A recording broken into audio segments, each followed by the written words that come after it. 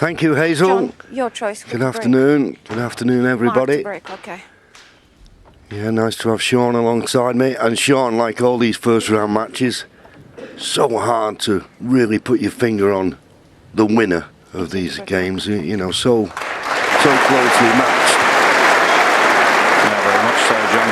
Good afternoon, everybody. I think we're in for a cracking afternoon here. Mark Allen, break. Two great players, very nearly at the top of their form, going head to head.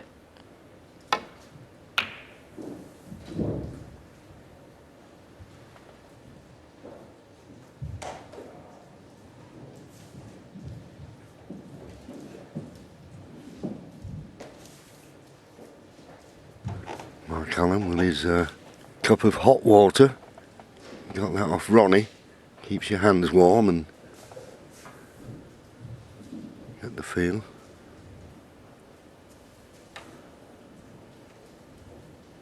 Got to be careful here with this red on the right hand side of the table.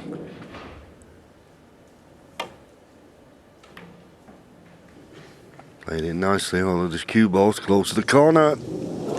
Foul. Mark Allen, 4.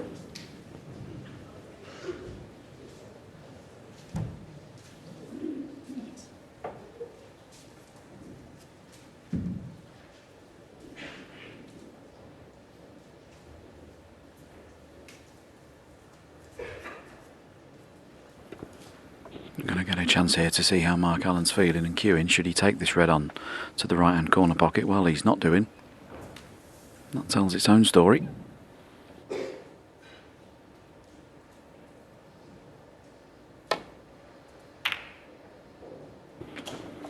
And he definitely has in recent seasons become slightly more circumspect. Doesn't like to push the boat out like he has done in his career so far, and be very hard to argue with. His trophy cabinet's been filling up in the last 18 months or so. Yeah, call that safety, much too thick. Hand on the table. Chance for John Higgins.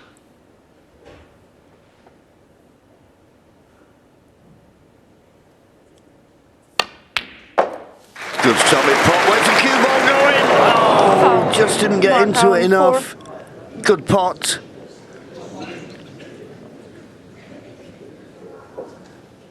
Just didn't get into the cue ball enough.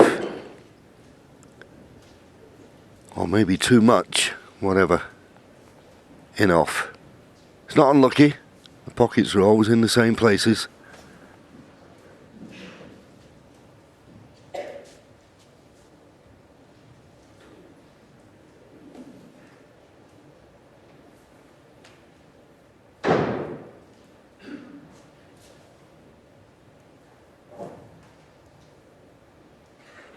Interested in those two reds there in the middle of the bunch, that they look dead set to the pocket. Just how does he get to them? Not sure he can. Well, he can hit that red directly, I think. Yeah, he can just squeeze past the pink. And everything's going to move here. Hold on to your hats.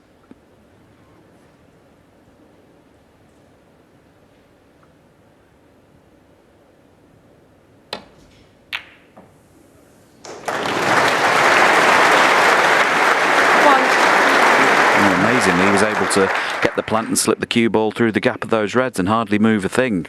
The plant was unmissable. And then he got through that gap. I thought everything was going to move, but he's in good position here on the yellow.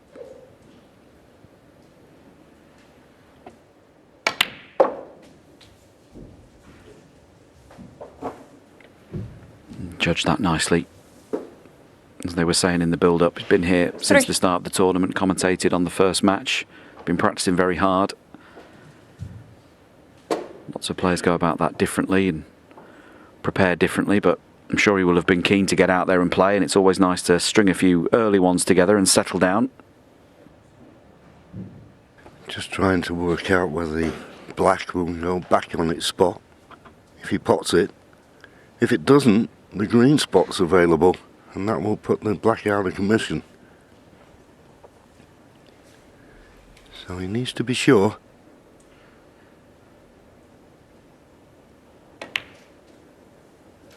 Well, he made the decision that the black, well, it could be available. He's got low on the black, just play a little run through, nudge the red above the black towards the pocket. Yeah, black spot nicely in the clear now. 11.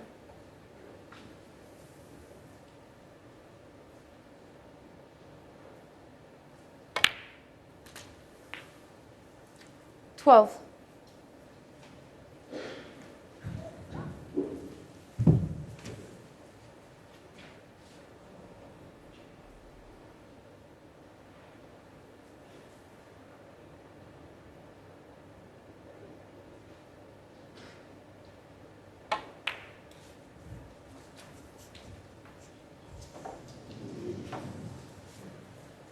Wanting to just nestle onto that pink 4 17. ball, just slid off it.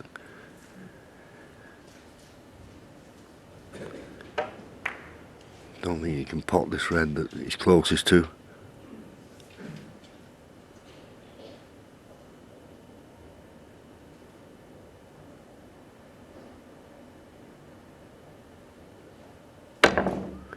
Well, he could. He could. Not got position, but at least he gets to play the next shot.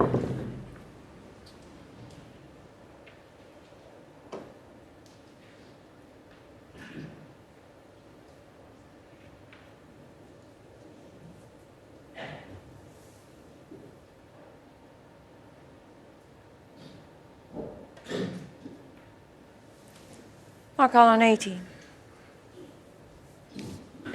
Well, it's early days, don't want to be too critical, but if John can get through to this red on the right hand side cushion, that's a pretty careless shot from Mark. Well, there you see, clearly can get through. Early opportunity to get John Higgins in a lot of trouble there, not taken.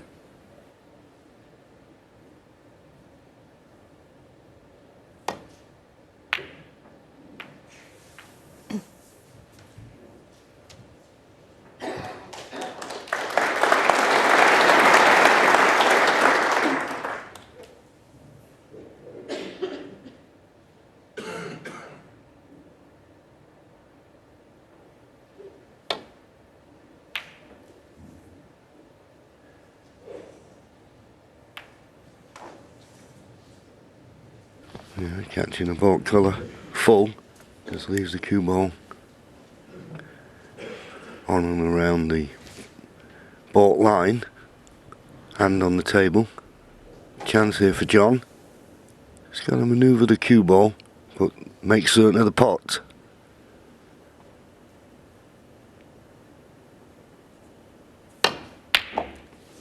Good shot. 1.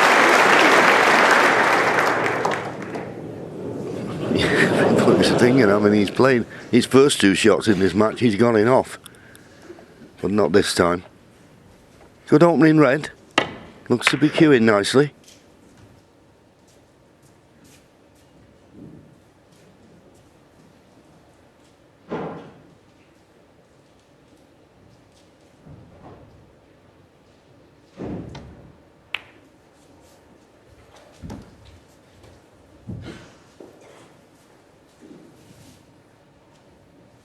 Six.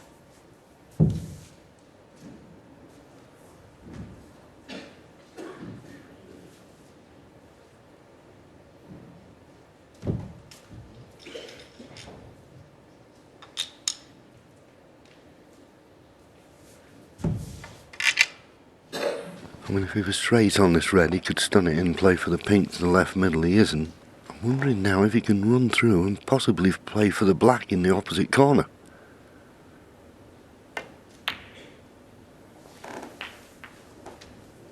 That's 7. what he's played. He's going to be slightly hampered, which doesn't make this pot any easier. Yeah, and it's not immediately obvious where the next red's coming from. There might be one in the little cluster of 4 that pots to the right middle pocket that'll require a very delicate pot here on the black.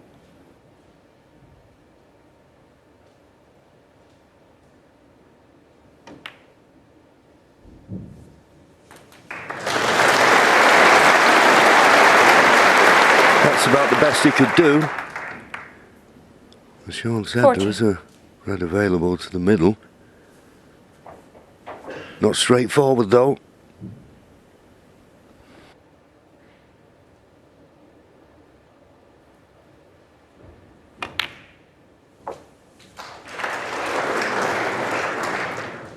15. Wow, it was a nice pot, but he's been very unlucky, I think, because that red spoiled things. He's looking, it's very tight.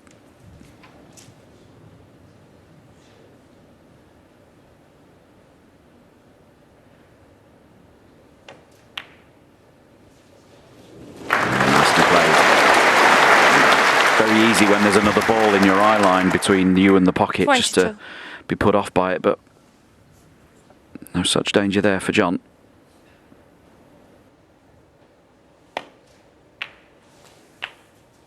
23.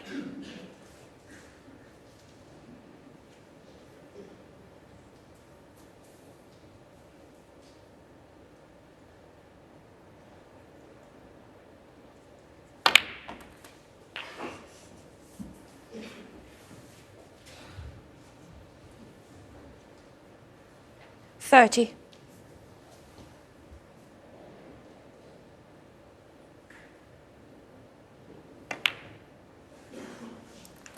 31.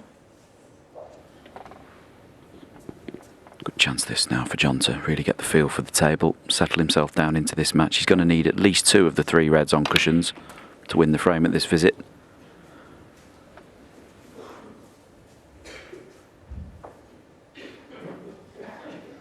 $38.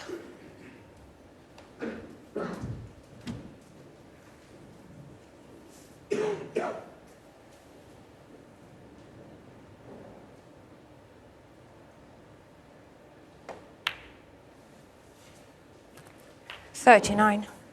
There you see the magnificent record of John Higgins here at the Masters. 30 appearances. Made his debut way back in 1995. When you think he only turned pro in 92, to have progressed into the top 16 in just 3 seasons shows you what a special talent he was. 43 centuries, the highest being 145. And of course, he's been a champion, but that's gone wrong. Shake of the head, frustrated with that little cannon. It wasn't overly complicated. Yeah, he just wanted to hit it full ball. He just caught it to one side and it double kissed and covered the path to the red he was trying to get on. 20-point lead. Good safety now, the order of the day.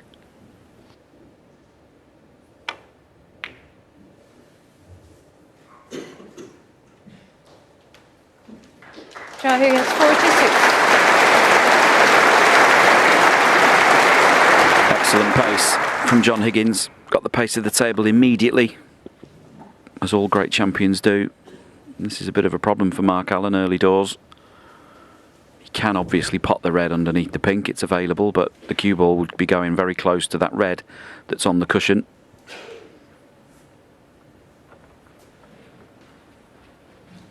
So a bit of a problem to solve here for the pistol.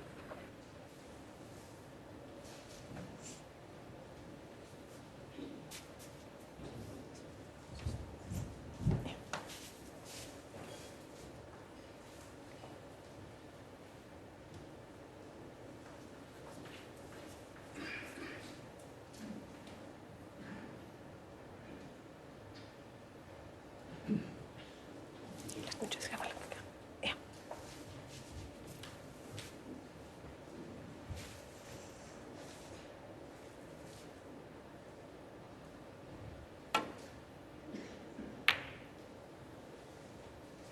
Yeah, just having to play the containing safety.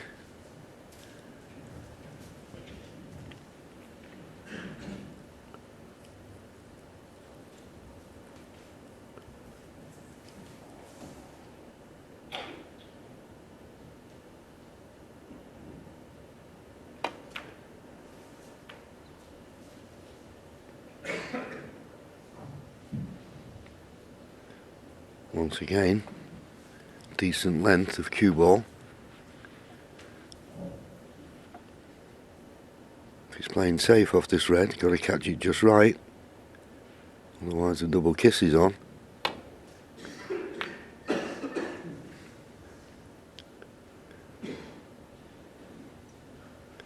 Okay, but too pacey.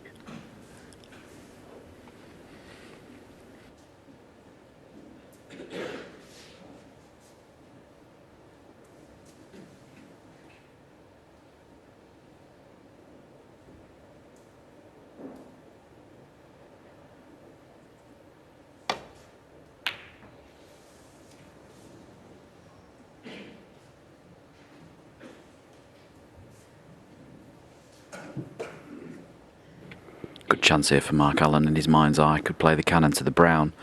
The black's going to stop the red he's playing, so shouldn't leave a red on. Chance to take the upper hand.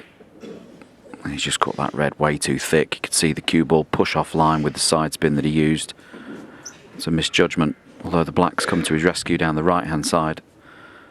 Quite lucky there.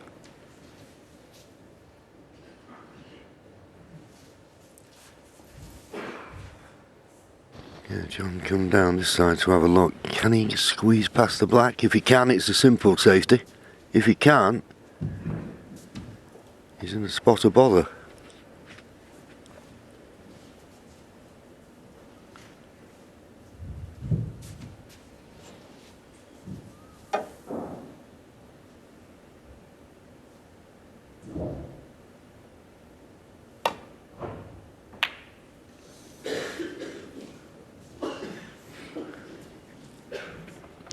Yeah, it's funny, isn't it? There's not many players would have played that shot. You know, John just such tactically aware. You're not willing to move those three reds on that cushion. His insurance policy in this frame, that 20-point lead, is quite big with those three reds where they are. So played quite an unconventional shot there, knocking the red up the table.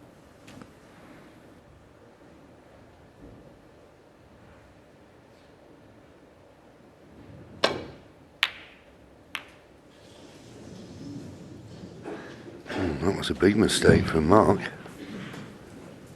Plenty of room to miss the brown. So there's a chance for John Higgins. Not the best one, because those three reds near the top cushion are going to be difficult to get at, unless he can get a good angle on the colour to disturb them.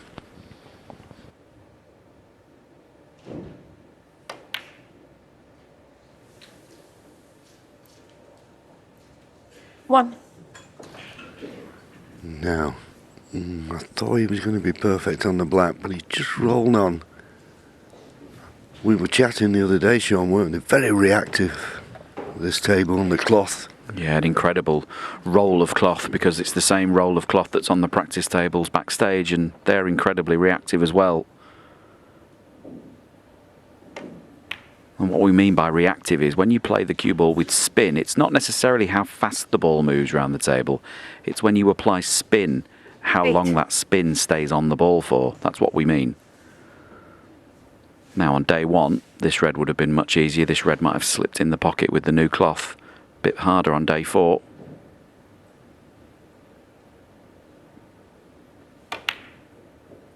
Now he was up to the test. Where's the cue ball though? He's okay, got the bump. Oh, 28 ahead, 29 ahead, sorry. As we just see the replay of this red, nice pot. He's got a good angle on this blue. Yeah, he's come around to have a look. There's a possibility of a plant. He must think it is a plant.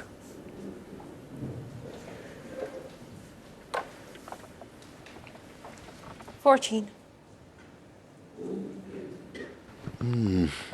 Not sure myself. Didn't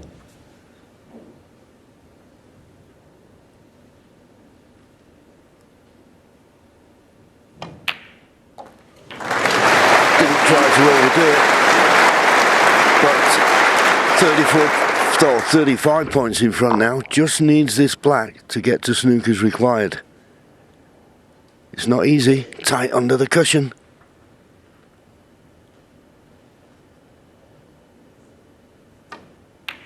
But got it. 2 snookers needed. 22.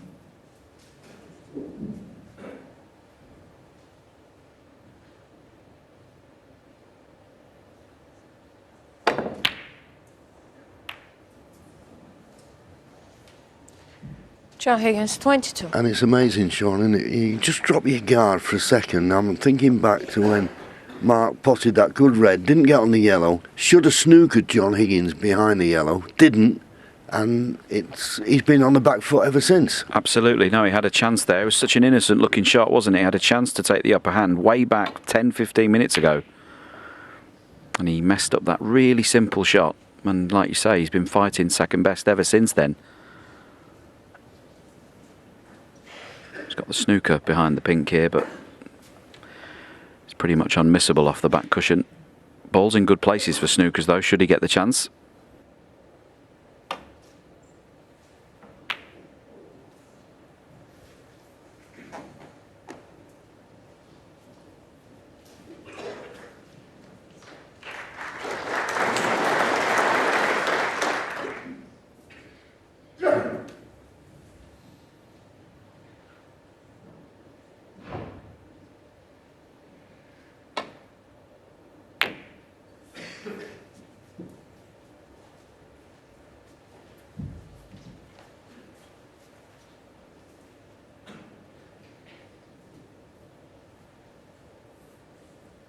Well, there's no chance of winning off, so may decide to have a go at the thin cut. If he missed it on the way up, he'd certainly catch it on the way back.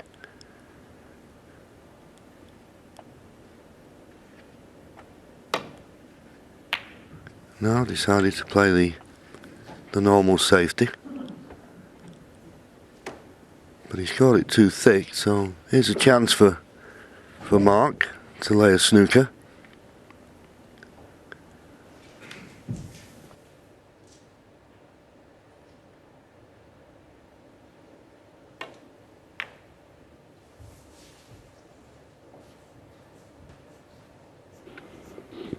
Yeah, good effort. I think he's got John here. Full ball behind the pink.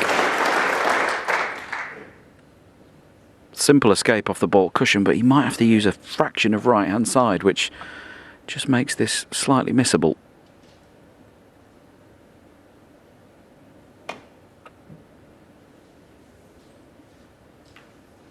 Caught it. Just enough of it.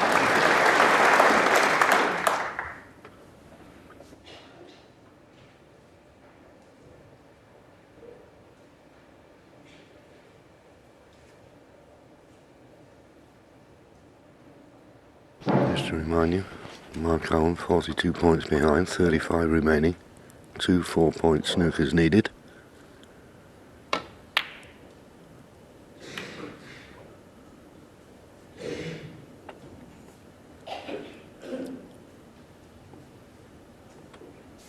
And that green going near the side and baulk cushion is in a good place for snookers. John would love to see the back of this red.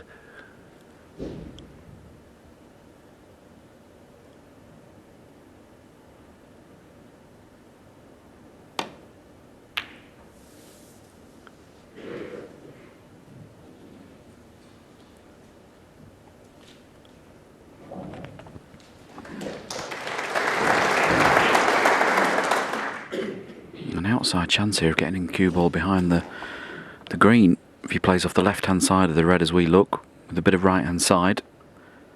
Swing the cue ball that way. Well, I thought it was worth the risk there, sort of round the house between pink and blue. Just choosing to keep the red safe.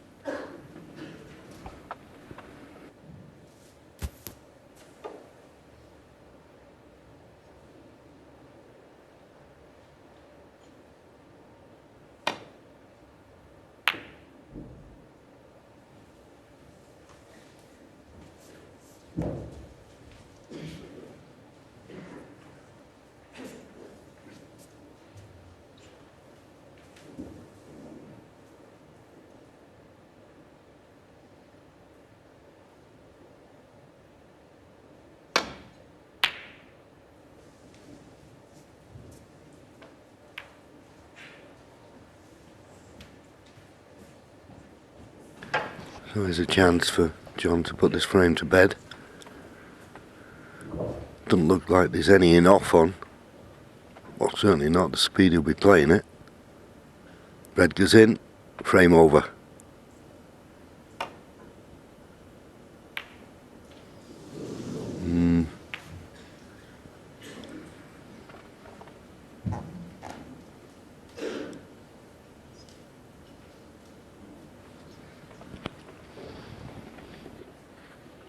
I always feel, John, that when you're in this position that John Higgins is in and you don't put the frame to bed, even when your opponent needs a couple of snookers, the longer the frame goes on, you just start to get a little bit anxious. Feel as if your opponent's going to catch you eventually. Oh, but he's caught this way too thick. The red's come down the table. Another chance for John, albeit just a half chance. That red's very, very acute into that right-hand middle pocket. It's not as easy as it looks on the screen.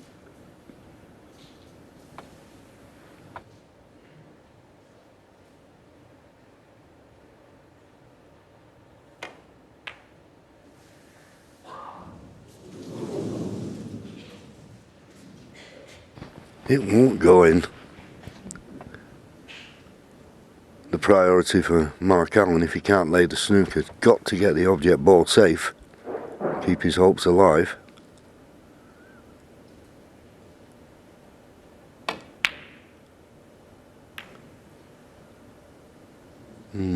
But for the kiss on the yellow, that could well have been the snooker, but it's not.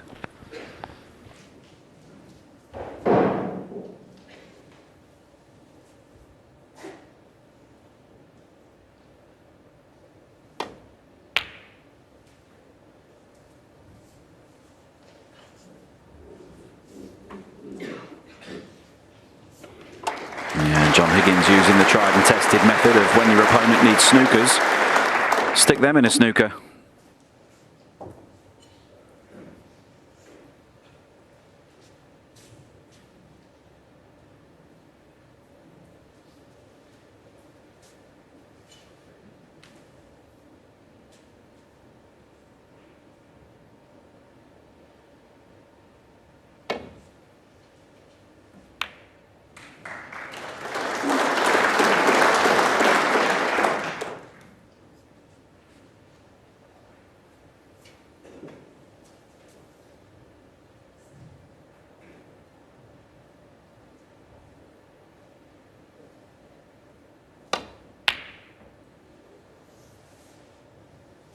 This is close.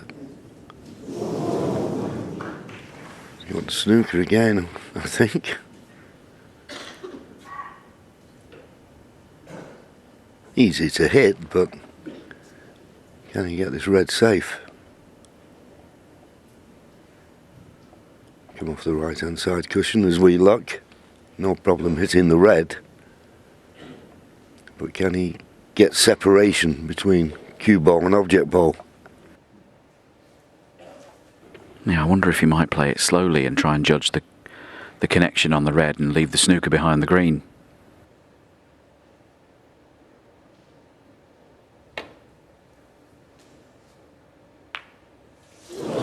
Foul. John Higgins 4. I think that will be enough. I think Mark looked over to John Higgins and nodded a concession. It was a good frame for John Higgins. Mark Allen had a chance, played a loose snooker, and John Higgins run out a comfortable winner in the end. It took a long time, but he's 1-0 in front. Or anything, all those things, all to try and keep carrying on playing at this wonderful level that he's at. Long game looks very impressive. The stats I've taken out the one where he went in off. He's actually potted 2 of the long balls he's gone for, so he looks to be cueing supremely well. Okay, it's the older man, Higgins, who is in the ascendancy.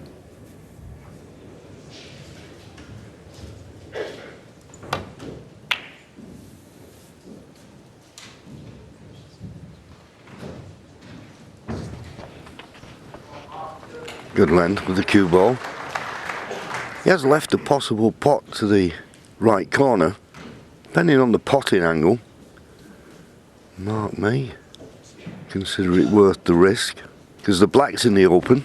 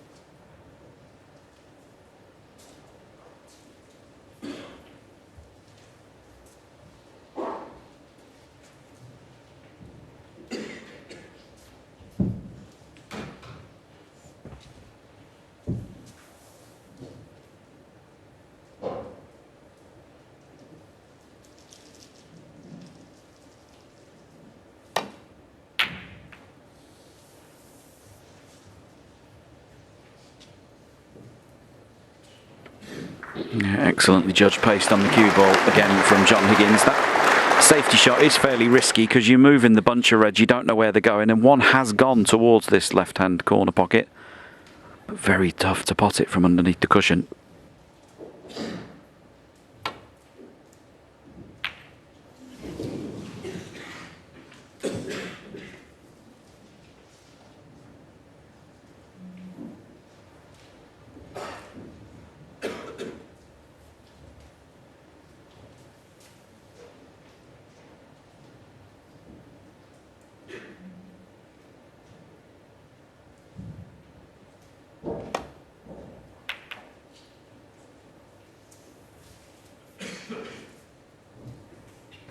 Not the best of lengths on that safety. Played it with a lot of right hand side just to check the cue ball up. Not left anything at first glance for Mark, but with his hand on the table you'd expect him to play a better safety. Although having said that, those two reds near the right hand side of the cushion, bit of a blocker. He's trying to get back to balk.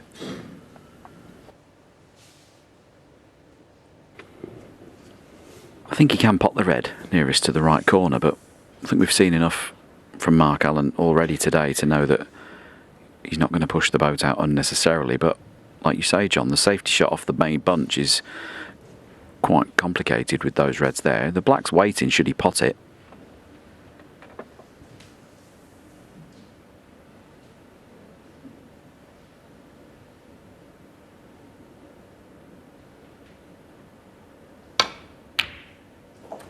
Great shot. Not the red I said, but a great pot nonetheless. And he's on the black. Yeah, and he played it because he had control of the cue ball. And if it hadn't gone in, he wouldn't have left much. That was a very good shot. And what a good chance this is now. 8. It shows you when you just don't find that ball cushion with your safety, you're leaving yourself open to get punished. 9.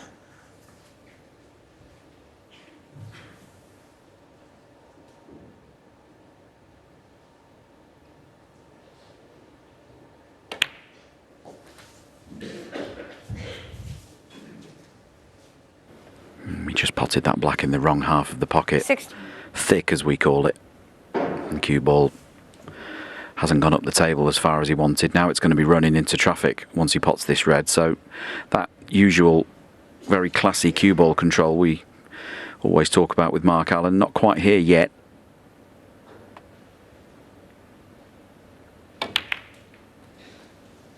Yeah, and it's gone wrong. It wasn't 17. that shot that was the bad one. It was the black before. Such a simple looking shot. And that spoiled things.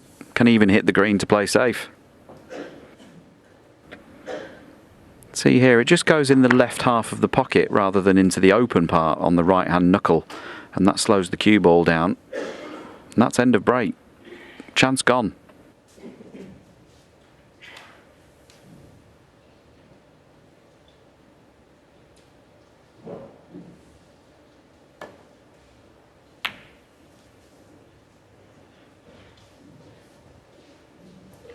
I count 17.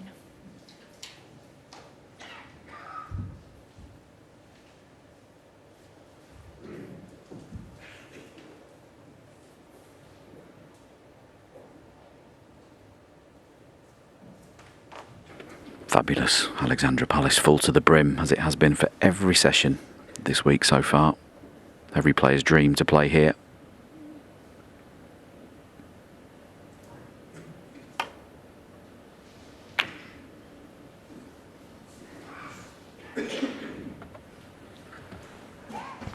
Well, John didn't fancy risking going back to balk. Thought he may leave a long pot on. Playing it that way, he was leaving nothing to pot.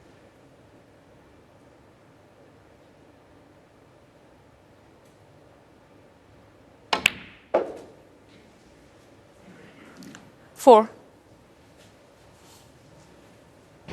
Mark didn't make the most of his first chance, but this is an even better one now to clinch this second frame.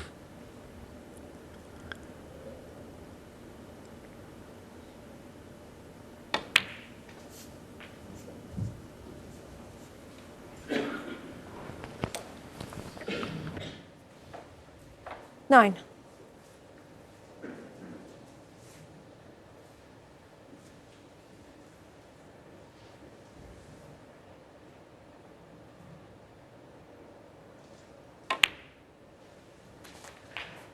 Ten.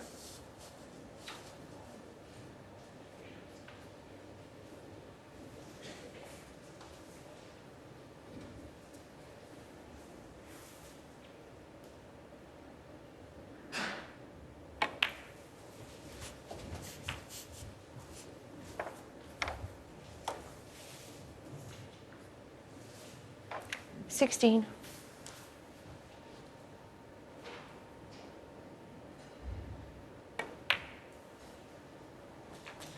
Seventeen.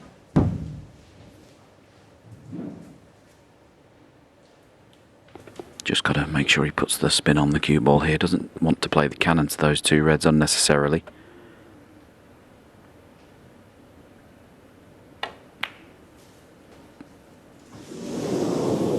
Wow, goodness me.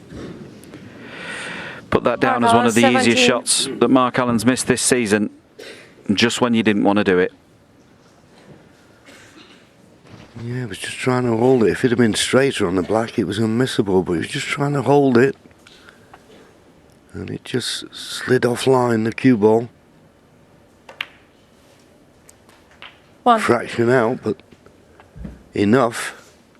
And this is an unexpected chance for John Higgins, which he'll relish.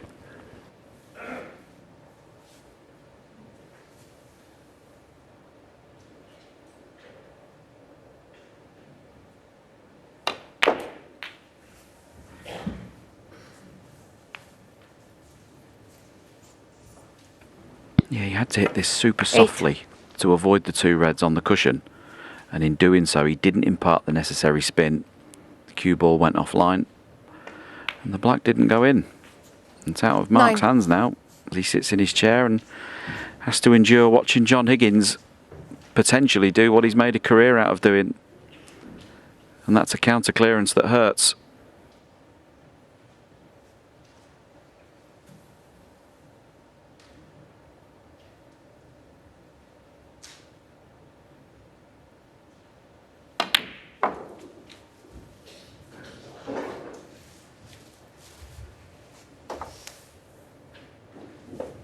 Thirty.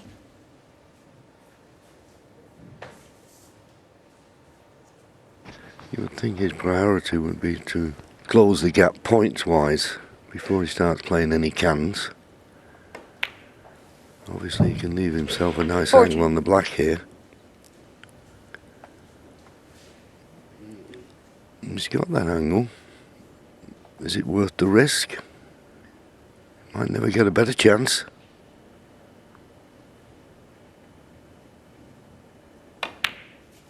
No, just playing for the loose red. As I say, his main priority will be to reduce his 21. arrears.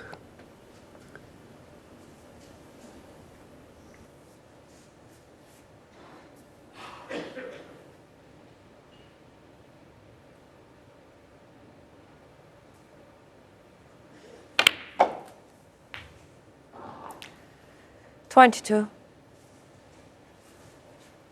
Yeah, I actually can't believe John didn't play the cannon on the previous black. It was unmissable. The cue ball wouldn't fit between the two reds. It's going to be on something, you would think, for sure. Just seems now whether that's going to cost him. Take the next two loose reds and he'll have to split those reds, hoping that he's on one of them.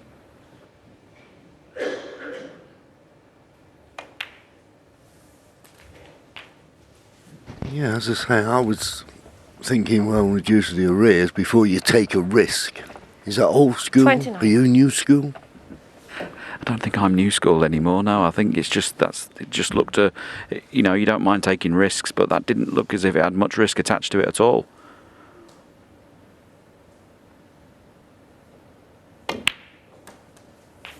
30.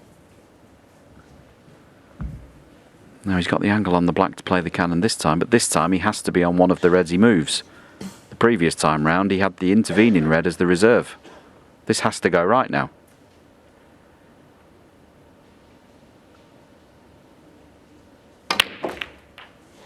And it's gone wrong. Strange choice of route that for me, for John Higgins. 37. Yeah, and to be honest with you, I think if you're trying to develop a red to a corner, there's no need to hit it that hard, really. His choice, and he's now got a 3-point lead, but he won't be winning the frame at this visit.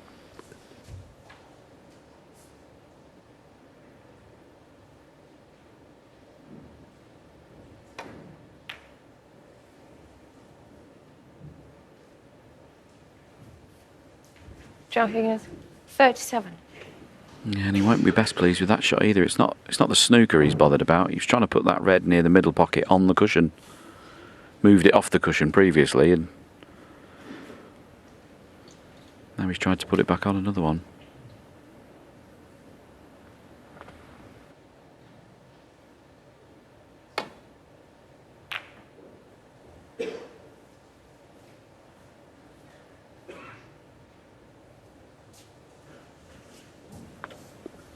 Looks like Mark's got cover on all three reds here.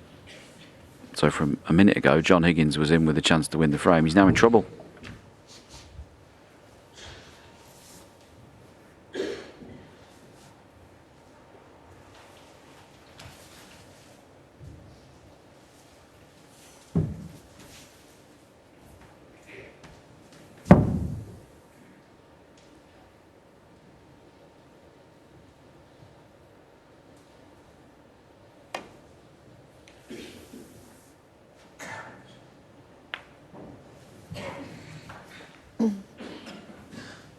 Yeah, I didn't want to disturb the two reds at this end, but Mark Allen, being left-handed, this isn't too difficult a shot.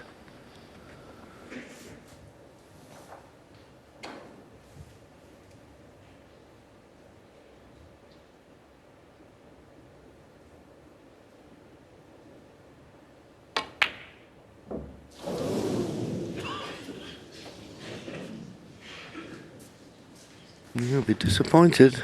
That was a half chance, no doubt. So he's had a couple of good chances in this frame as Mark, with the black off the spot. Just that red, bit more difficult than the black. I agree, but I wasn't expecting him to knock in. So this is a chance now for John Higgins to punish him. Those two reds near this right corner are available, certainly the one nearest the pocket. And you pot that and the other one's on. So this the big shot.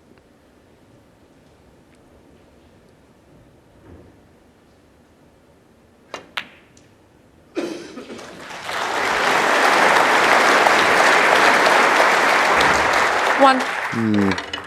Not great on any colour here.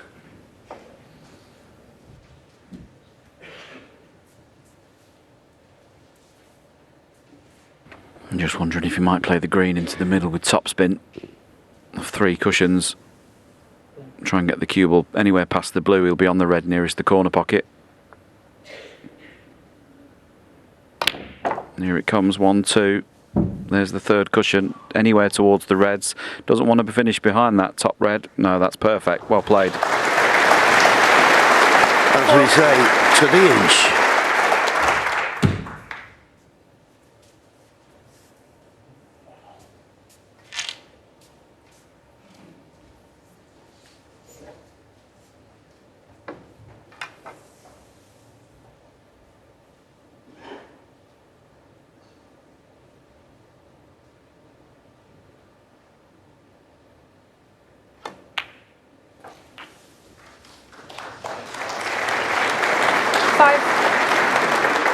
Yeah, this was the misread. He just, again, played that with a bit of left-hand side, didn't get it on it, missed it thin. Very similar to the black, actually, by not imparting the necessary spin. John looks to be very straight on this black, so on and off the side cushion, back over the table. It's close to the middle pocket. Yeah, it needs to slow up. He's okay. Obviously a little bit further away from this red than he would like. But this is a frame winner. Should he knock it in?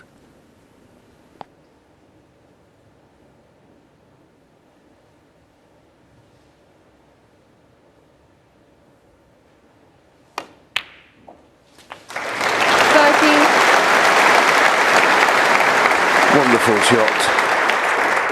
He just recognises every important ball, doesn't he?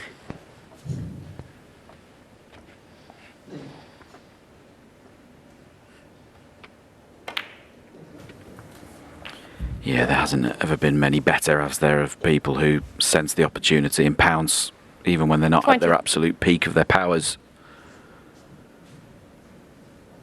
They're just great winners. Yellow puts him 25 points in front with 25 remaining. Mark Allen be fearing the worst. So yellow and green for 2-0.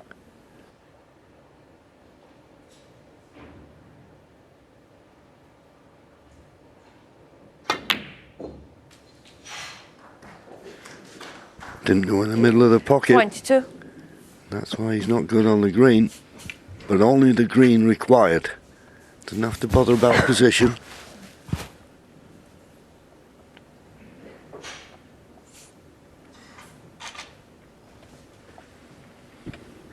Yeah, when you look down the stats of John Higgins throughout his glittering career, it's very hard to find anything that's not positive. But if there was a negative, he's not always been the strongest rest player in the world.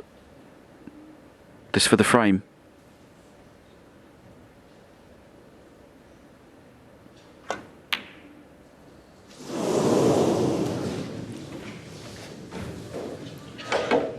Yep. John Higgins, 22. A slight Achilles heel as it cost him. 25 points the lead, 25 remaining.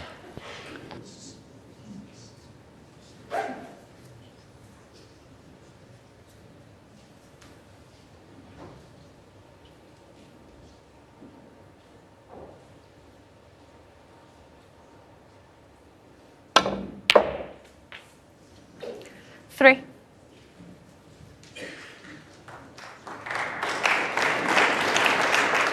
Yeah, couldn't do much. He's got a chance of this brown, but not the perfect angle.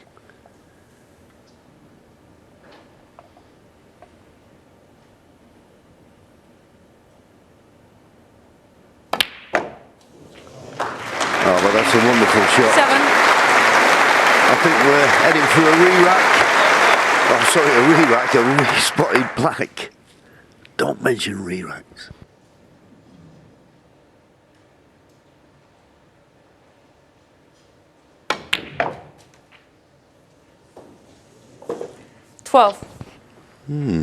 That's not his best.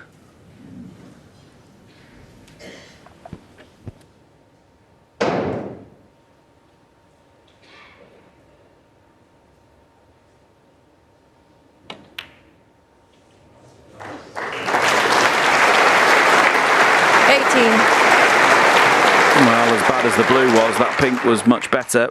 Not quite perfect on this black, but this to force the respot.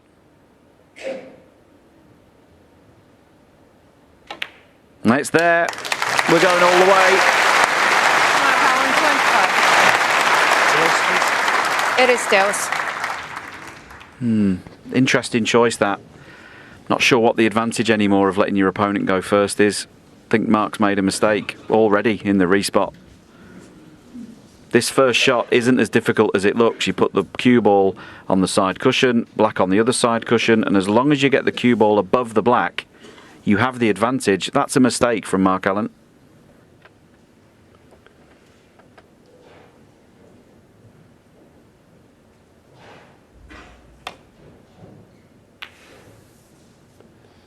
So basically, Sean, you're saying if you win the toss, you play. 100%. Yeah.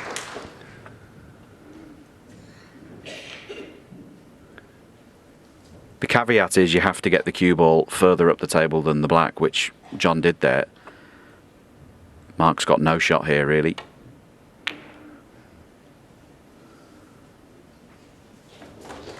Yeah, he's got the black safe enough, but he couldn't get as much distance he would have liked between cue ball and object ball. But it's a good black, almost tight to the cushion. It's not the easiest safety shot for John Higgins to play.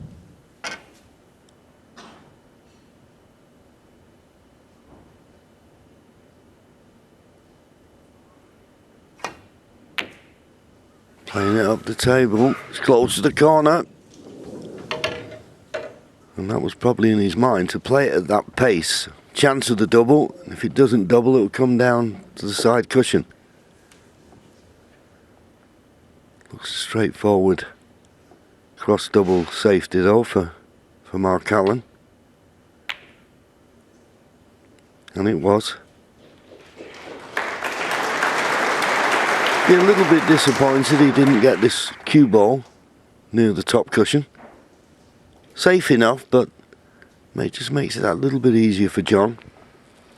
He just had a cheeky look at the double again. He's been known to get these, you know. He got one famously in the semis of the Worlds a few years ago. Won the UK Championships with one like this. Cue ball's close to the middle. No! Goodness. Yeah, that black a lot thinner than he intended. I mean, it's a possible pot, but I think Mark will deem it too risky.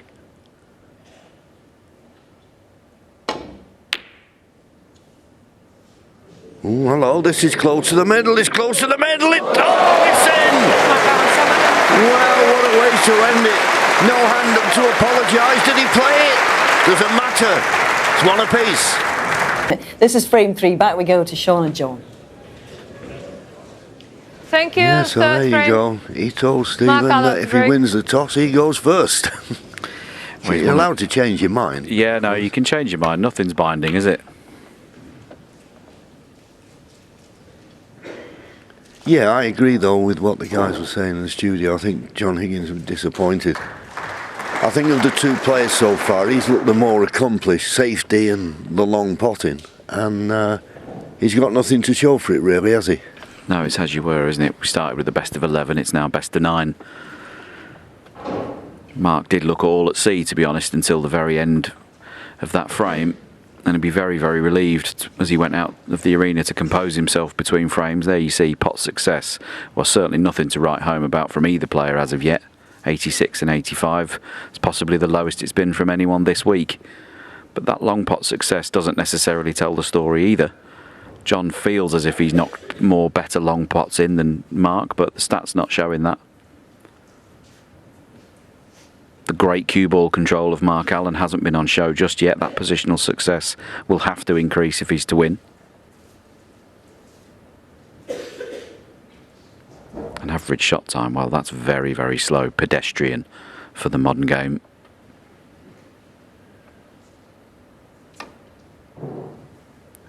And potentially that's the biggest stat of them all.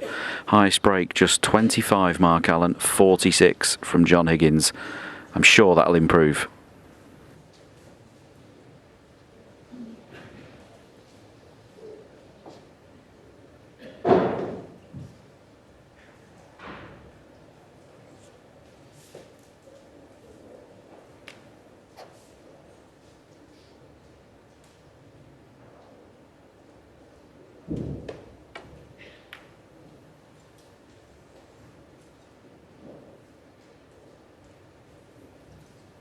Well, not for the first time.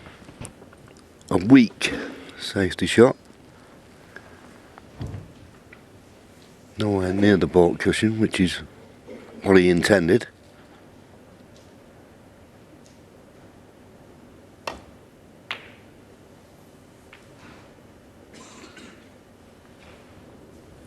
This is a much better length.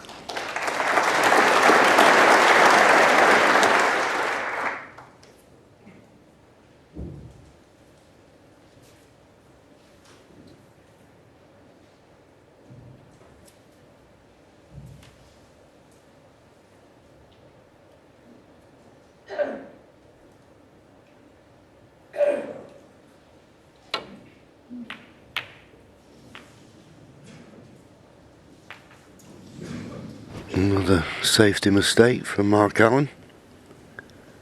And this red to the left of the pink is available.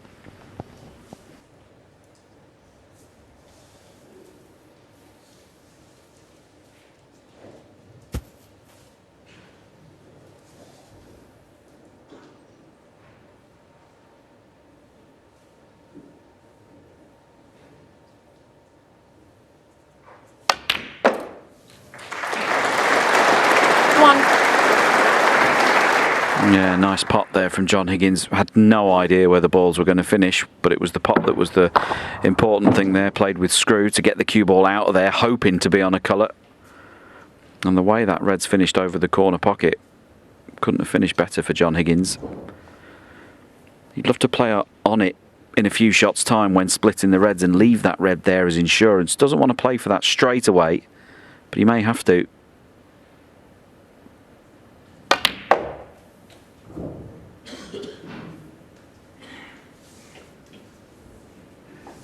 Yeah, couldn't get on a different red. 4.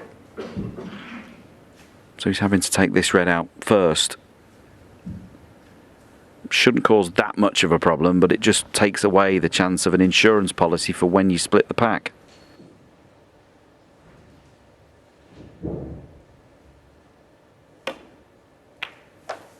Five.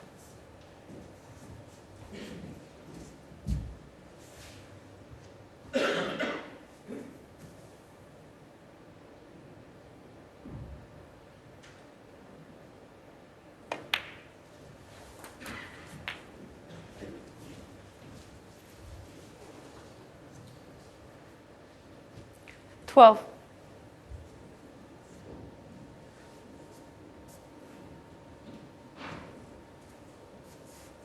Just wants to clear his mind. Does he leave an angle on his black to cannon into the cluster? 13. Or does he concentrate on the loose reds, of which is only a couple? He hasn't got a great angle on the black to play that cannon now into that little cluster of 5, just below the pink spot.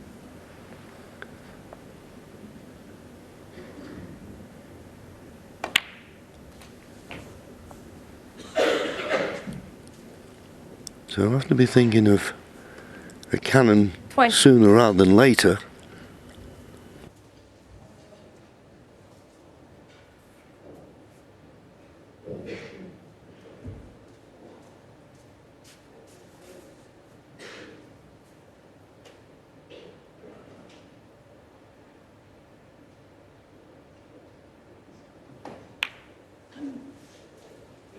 Twenty-one.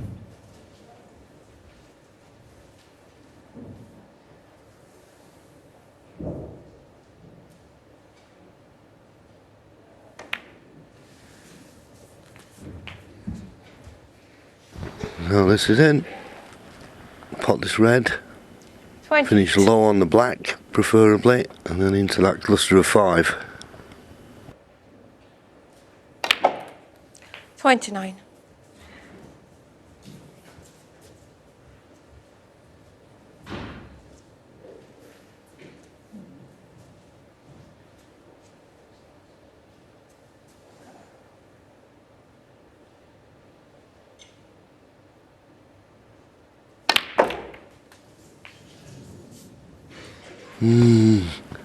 Just missed the intended target. I know why. If you screw on them, it was a bit flat at the back, wasn't it? So if you screwed into them, you've sort of come back to the top cushion, but just didn't stun it enough. Yeah, he was trying to graze into the red on the corner of the cluster, wasn't he? He missed his intended target. From then on, it's in the lap of the gods, and it's finished on nothing. That red's covered by the blue.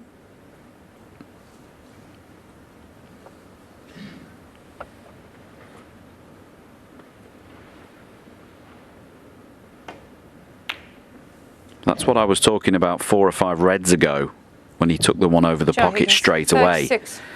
Had that red have been there for that shot, he would have always had that red to be on had the split gone wrong. That's the whole point of that little sequence.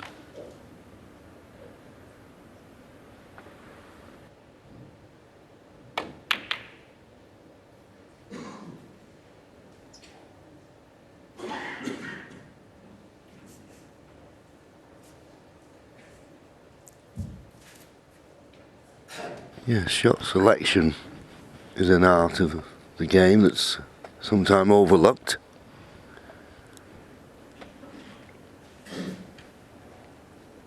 So now he's got this lead and now trying to protect it. I don't think this red goes to the middle, no.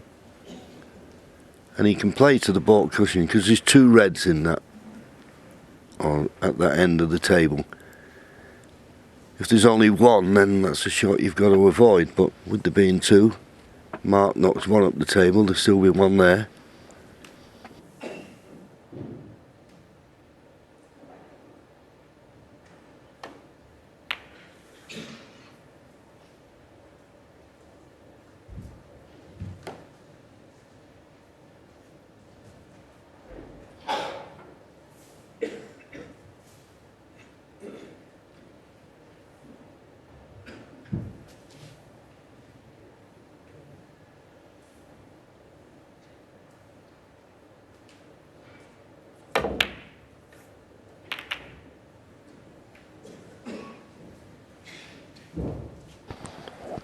Yeah, not got the baulk cushion, but then again, neither did Mark Allen on his last shot. If he had it done, that shot wouldn't have been available to John Higgins. Possible pot on the red to the right of the blue, but too risky surely.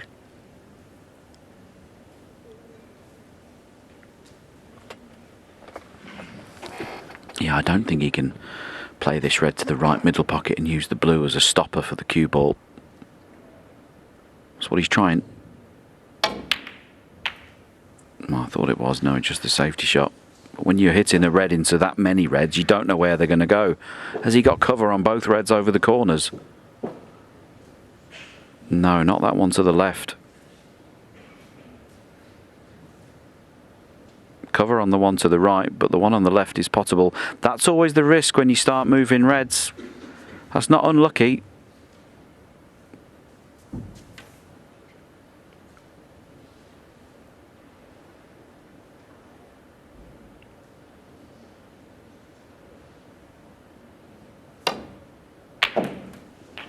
Yeah, nicely cued from John Higgins.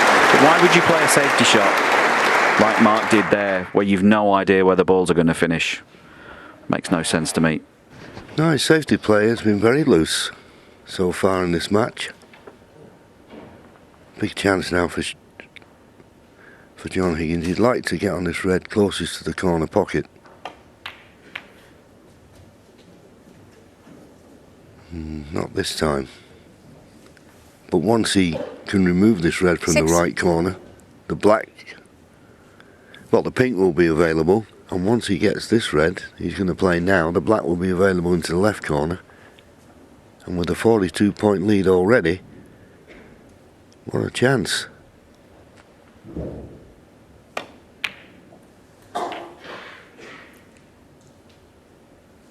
But short of pace. Don't get me wrong, he can stun the blue in and still have this red to the corner, but if he could have got close to it, he'd have had a lot easier control of the cue ball.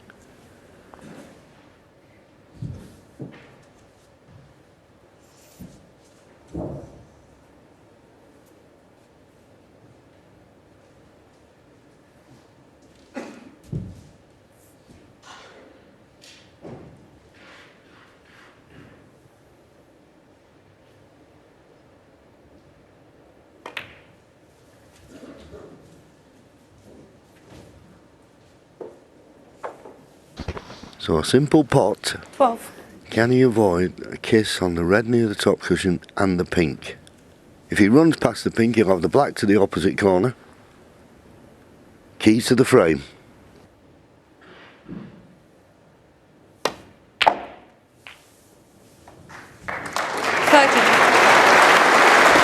he's actually played that really well. The pot was unmissable, wasn't it? But the control of the cue ball there wasn't straightforward. Actually played that like a stun run through. If he'd just stroked that in, plain ball, he would have cannoned the pink. Well controlled. And as you say, John, that now opens up the entire frame.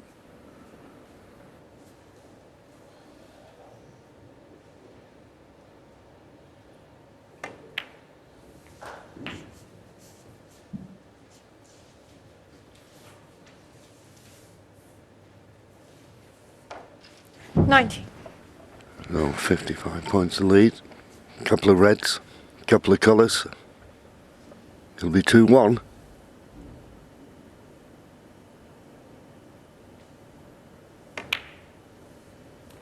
And I think that is the 20. experience and of a player of John Higgins' stature. Losing the last frame, as he did, wouldn't linger too long in his mind, would it? I mean, he'd be disappointed, but he knows from all those years of playing the game, you've got to put it behind you. Nothing you can do about it, it's gone. 27. And he's been in complete control of this frame.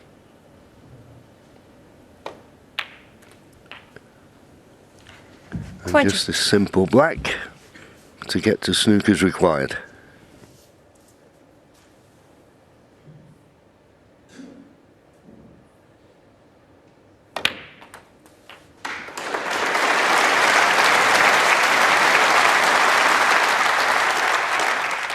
$35.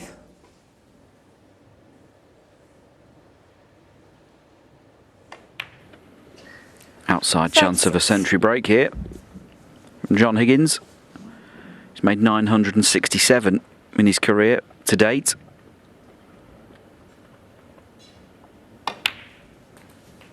Mark Allen plenty to think about, although he's got a frame on the board. He hasn't made a 30 break in the match yet. 43. Needs to find his scoring boots and fast.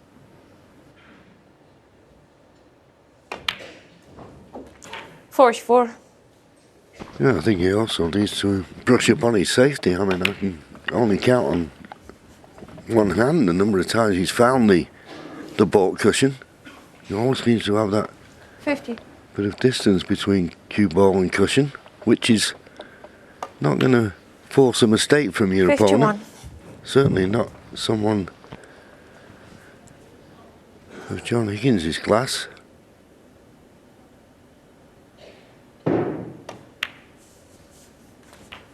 Mid-session interval after the next frame. 58. Always a big one.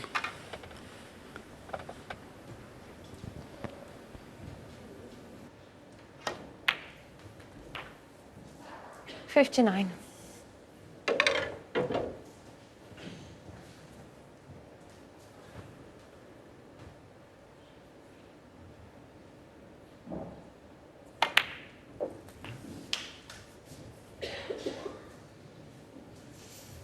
He's flirted with that middle pocket all afternoon. 66. He's been in it twice. He nearly went in it again, but come on, John, get the red, and then we'll get the century. 67. Perfectly on the black. Screw on and off the side cushion. Watch the left-hand side, reverse side. Send the cue ball up towards the yellow. Here we go. Perfectly played. 74. And he needs all the colours for 101. 76. I'll tell you what's impressing me at the moment, Sean, is the way he's delivering the cue. He seems to have all the time in the world to bring it back and then deliver it. That's a sign that there's no 79. anxiety there, there's no stress in the cue action. He's looking very good, John Higgins. Remarkable when you consider how long he's been. Well, him 83. and Mark Williams and Ronnie O'Sullivan. It's amazing, this class of 92.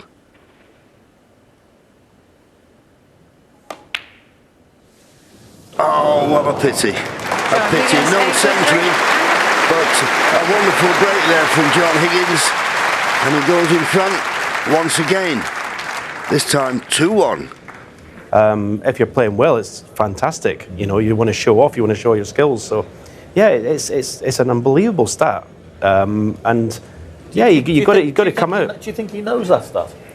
I would think he would. Well, I don't know. I'm just asking. But do you think he would know that? He wouldn't be thinking it surely coming in, would he? Yeah, I know. It's just it blows my did mind. Did you? I mean, when you knew there was a dodgy run that you'd had, for example, in a championship, Absolutely. either someone reminding you, but were you aware of Yeah. these stats as you were going through your career, lads? Yeah. I mean, you'd know your bad places more than your good places almost. Okay, well, it's not looking too good for Mark right now. Very early days, of course, but that 83 has certainly put a spring in the step of John Higgins. This is the last before the interval. Yes, and will it be 3-1 or 2 apiece? Big difference.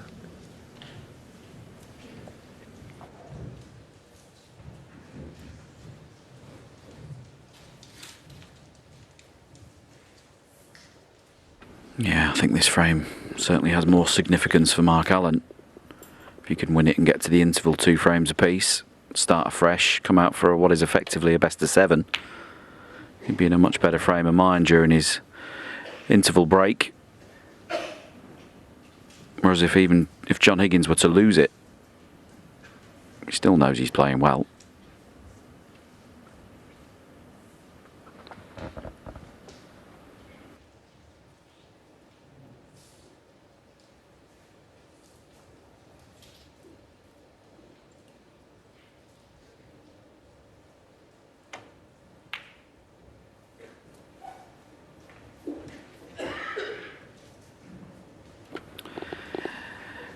Another clever shot from John Higgins. Looks a poor shot because he's so far from the ball cushion, but actually intended to leave it short, so Mark couldn't see that red, forcing him into playing one of these reds down here, hoping he's going to open the reds up.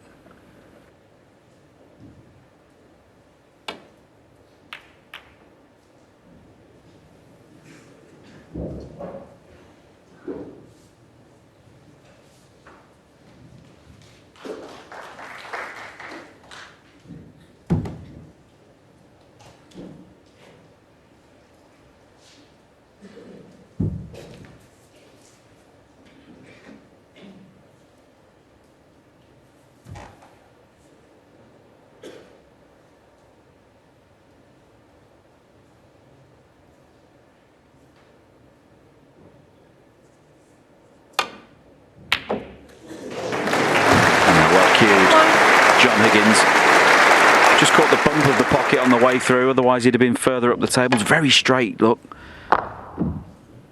Just caught that bump of the pocket. That's kept the cue ball down by this side cushion. Not sure if he can get through to the black. The pink's available.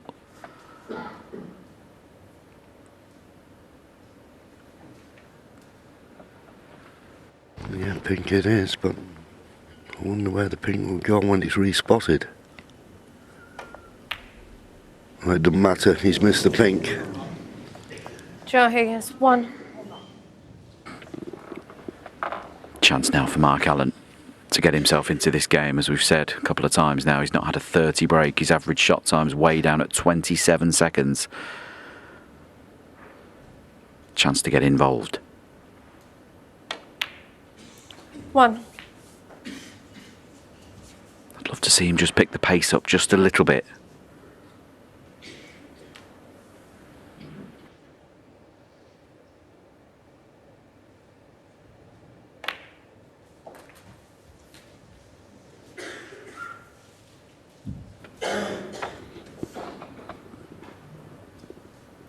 Eight.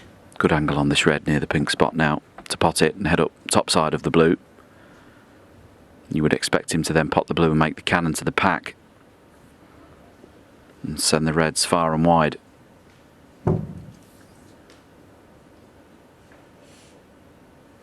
He's worried about that red that's to the left of the cluster. If he pots the blue in a shot's time and smashes the cue ball into the top red, is that a 3-ball plant into the left-hand corner pocket? That's what he's assessing. If he thinks it's too risky, he'll play for something else.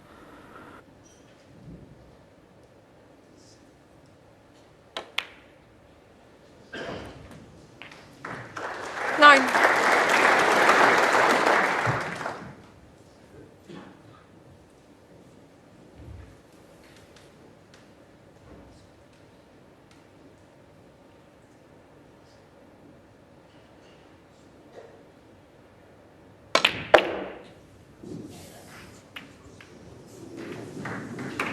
Well, the red to the left was fine, and he's knocked a red over the corner pocket. But how can he get to it? Those two reds blocking things.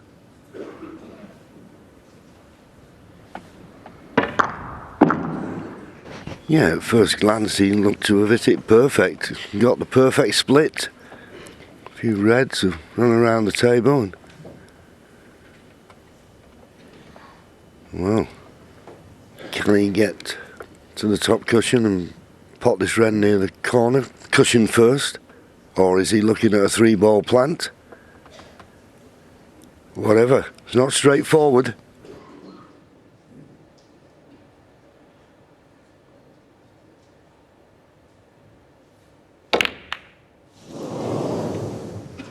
Now that was very, very difficult.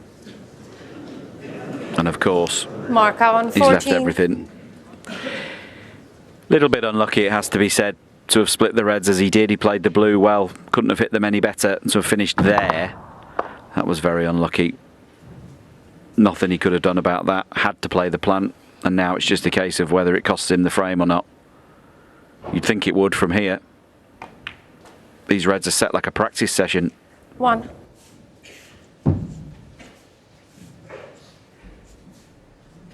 Yes, and particularly with the black available into both corners. What a chance.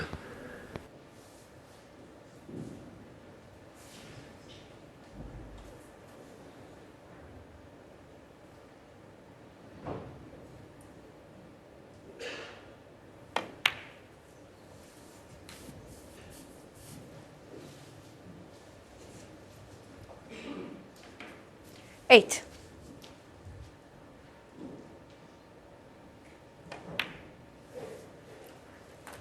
9.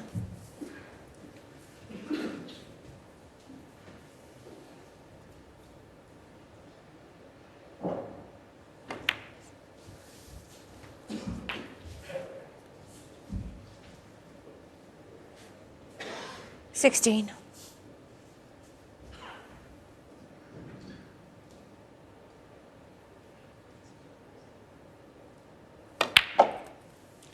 17.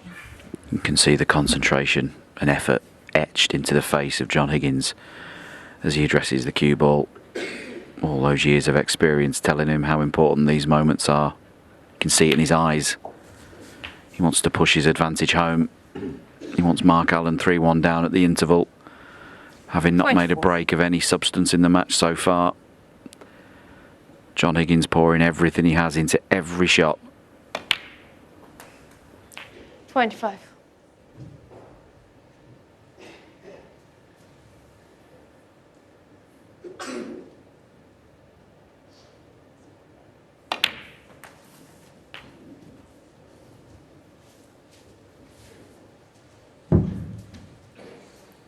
32.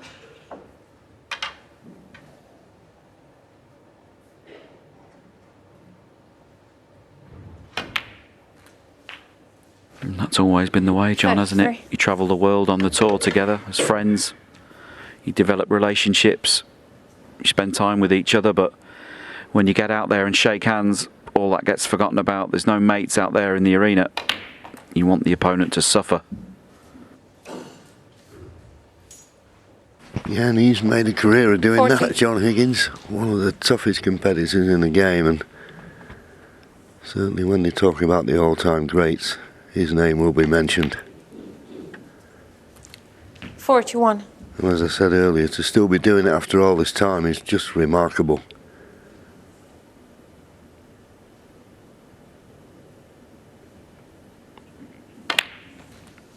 And off the table, you couldn't meet a nicer guy.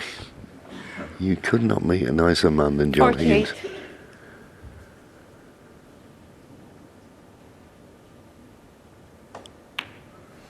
But no quarter asked or 49. given on the snooker table, that's for sure. So this black to go 43 points in front.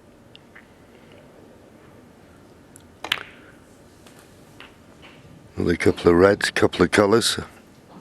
Should get him to snookers required. 56. And a 3-1 interval lead.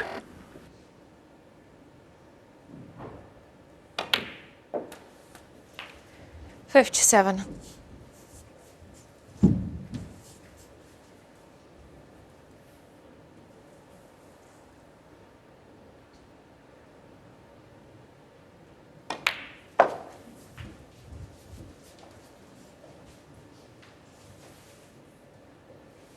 62.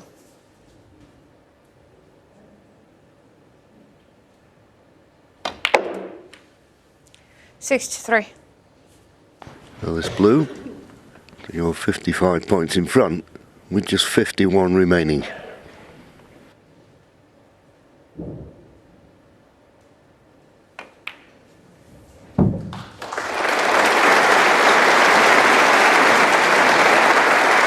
Yeah, he's 68. taken these really nicely. Yes, they were presented to him on a plate. Yes, he should have potted them all.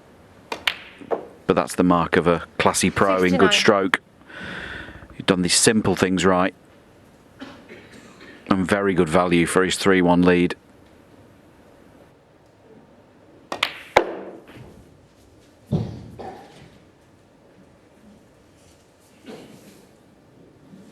$74.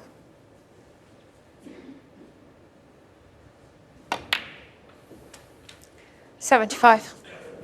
Big moments in the interval, John, I'd suggest for Team Allen, for his friends and supporters that he's got here with him. Big job they've got in their hands, because at the moment it looks like there's only one winner of this match. Yeah, it does. I sometimes have a problem working out Mark, and maybe I think he has a problem himself. But, you know, whether to go on attack or defence, sometimes needs to 80. get caught between two stools. But his safety has certainly got to improve in the second half of this match. John Higgins, 80. Mark Allen says that's enough. John Higgins has certainly been a better player in the first 4 frames and fully deserves a 3-1 advantage.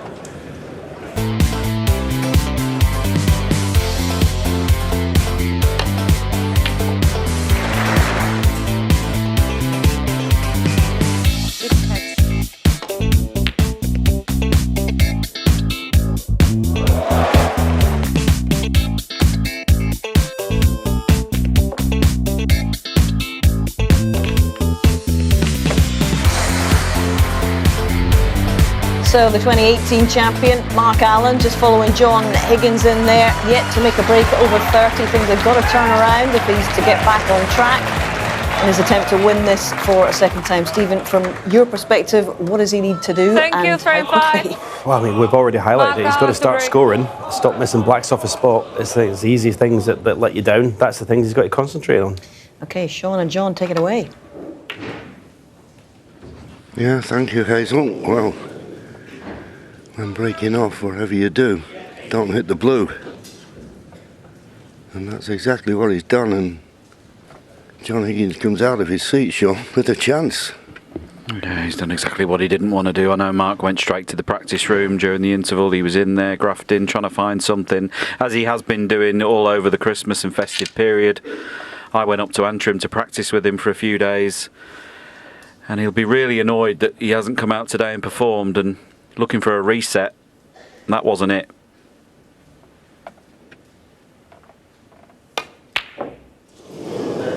But not punished. That's a let-off.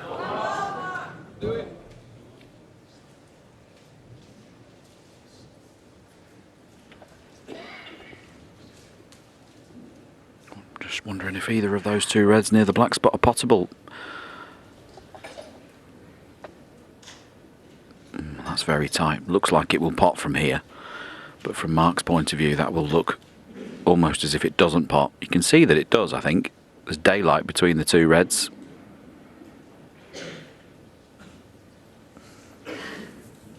That's very tight. Maybe that's why John played the shot he did, knowing the red didn't go.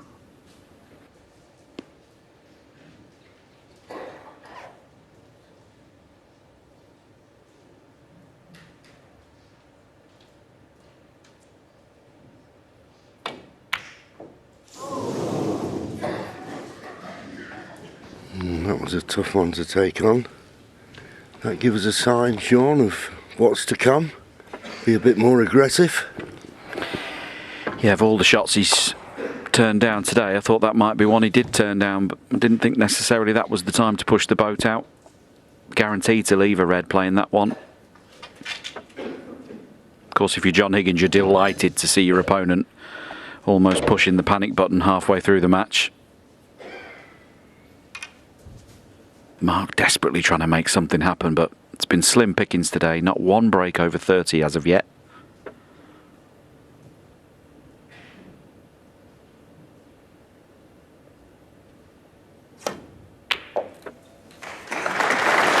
Nicely played. Well, John Higgins with the rest. Missed that green in a previous frame, but slotted that one home nicely.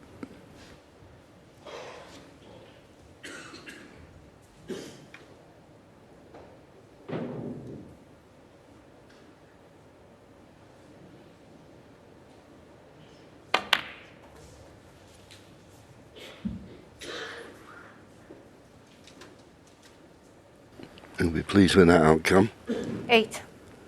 Red to right middle, red to right corner. Black available into both corner pockets. Good chance.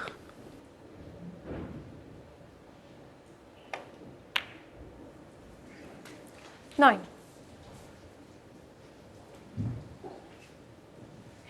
Just under hit that slightly. Want it to be straighter on this pink. Shouldn't cause a problem.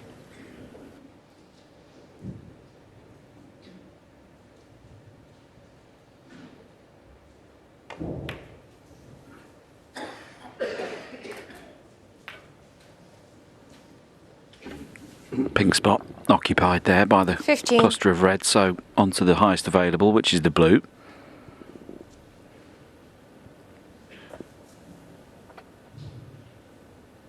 John isn't historically a player who likes to get the reds open early. More of a traditional break builder and a picker of reds. But they're set nicely if he wanted to play the cannon into them off the pink. 16. Could have done with being another roll of a ball up the table to make that shot a guarantee. Probably play for the loose red here.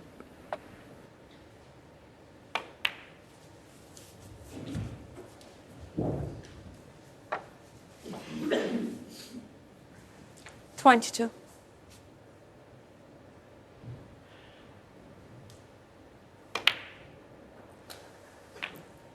$23. We'll be playing the cannon this time, that's for sure. And couldn't be better placed on the pink.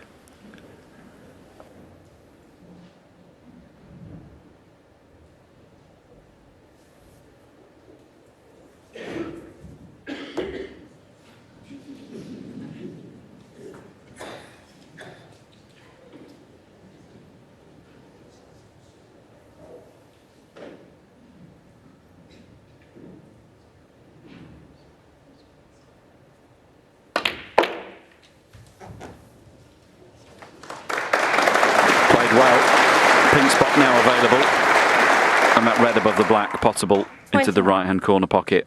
And if John Higgins can pot it and get on a colour, which isn't straightforward, cue ball will be running into other reds here.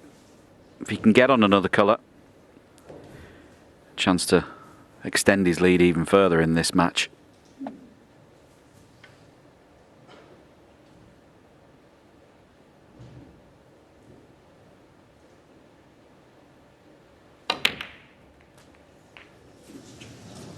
$30. Well, that has gone wrong. No question about it.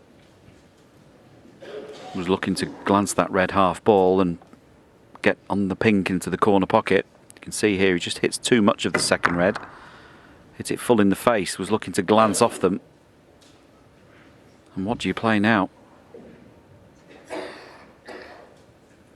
He might play this yellow, you know, super slow. And if he misses it, block the pocket.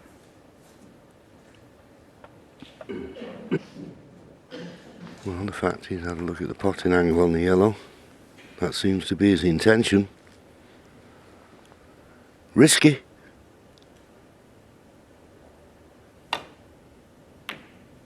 Oh, but right in the pocket.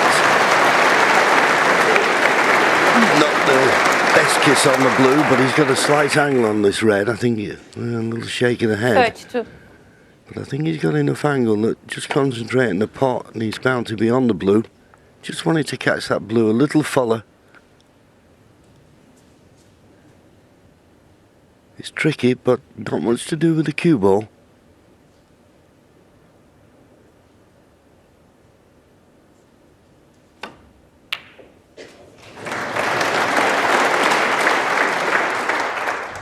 Played it 33. with a bit more pace than I thought he might.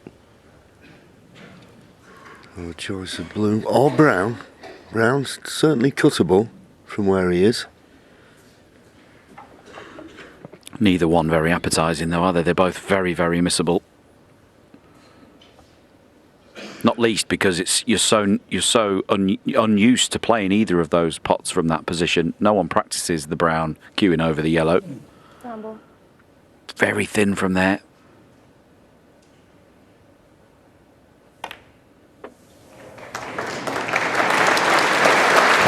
As he managed to hold the cue ball, does that red pass the pink and the other red into the left middle pocket? If he does, 37. he played a great shot. No, it doesn't.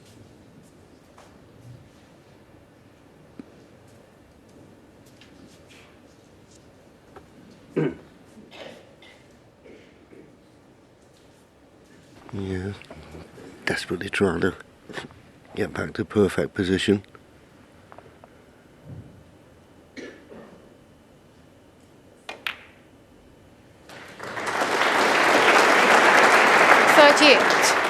He'll settle for that. Nicely on the blue.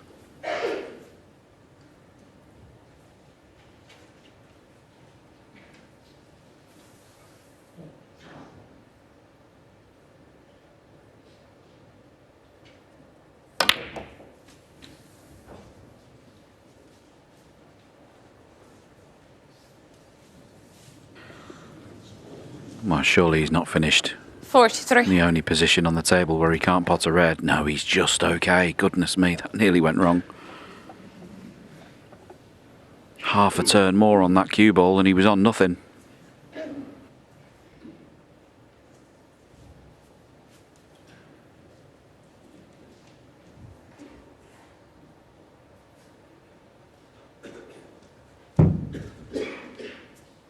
Yeah, it'd be a bit risky if he played for the black, because there's a red just below the one he's playing that could cover the black, so is it screw back for blue or bought colour?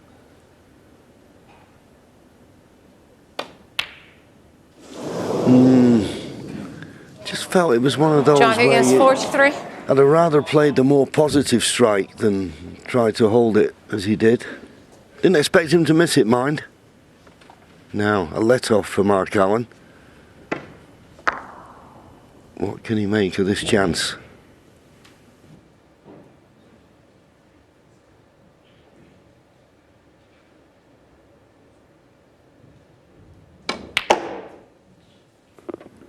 Well, it's a chance he wasn't expecting and he's completely butchered that first shot.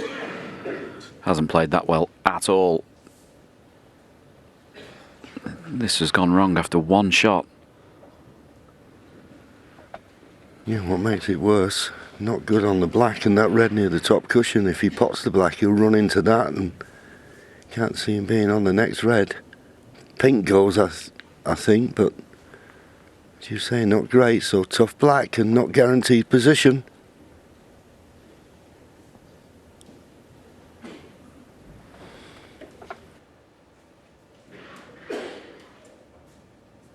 It was such a strange choice on the red. I mean, I think the pink goes to the right-hand corner pocket. Why didn't he just drop the red in for the pink? It couldn't go wrong. The forced stun shot could and did go wrong.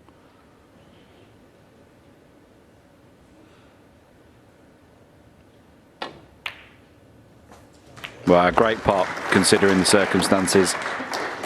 The kiss on the green has spoiled position slightly, but that was very, very missable. 6. Needs to just regroup here.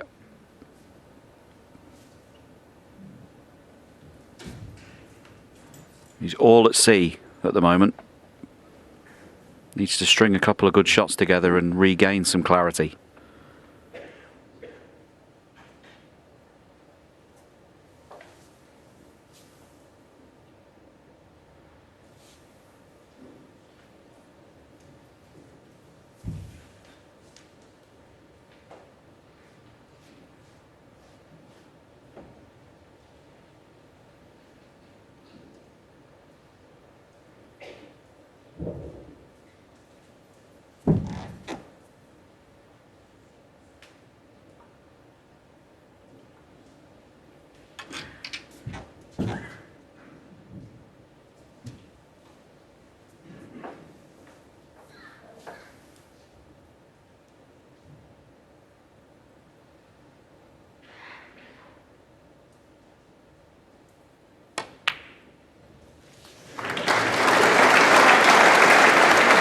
That's just as good as the pot on the blue for me. Just wiggled in off the left knuckle.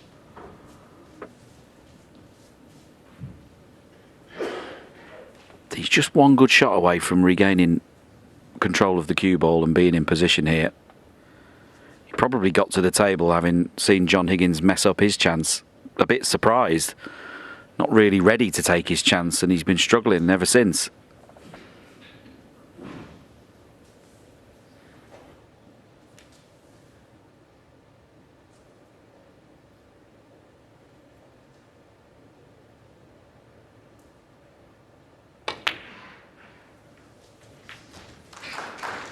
Well, that's another good pot. That wasn't a gimme. Hasn't got the cue ball under control just yet. We've seen these reds missed before, and can he avoid the red underneath the black? If that red wasn't there, it's straightforward. Somehow got to thread the cue ball past that red.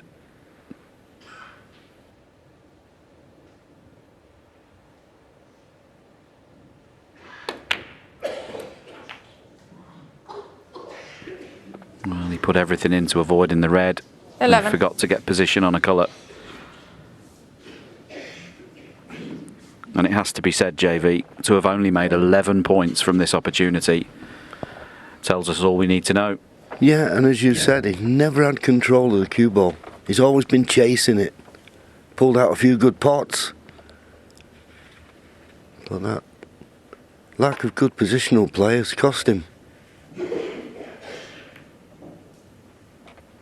And although John Higgins would have gone back to his seat disappointed to have missed his first opportunity, he won't be feeling too disappointed now. The only thing I can think of, you know, with Mark Allen's game this week is that he's been here so long practicing on the tables backstage, which are the same make as these match tables, but they don't play the same. And maybe his game has just become attuned to how the tables out the back are playing. And maybe this table is playing completely differently or much faster or quicker. And he might have just found it so difficult to adapt to this table because his usual pinpoint accuracy with the cue ball has just deserted him today.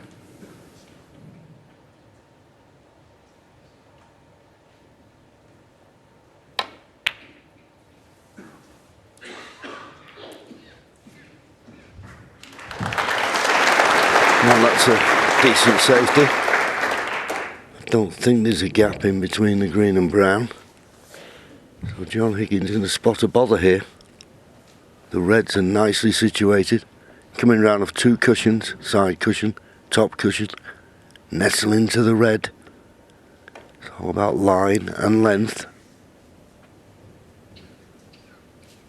No, he got the wrong line. Foul. He got the wrong line. Lamas. He's run round the back of the Mark red. on 4. Missed cold. Won't be taken.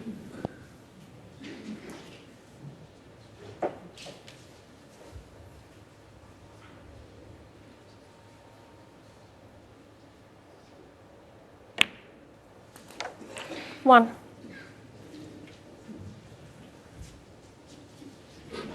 Yeah, he was very close to that red. Couldn't really punch the cue ball out. This is another delicate one to hold for the next red.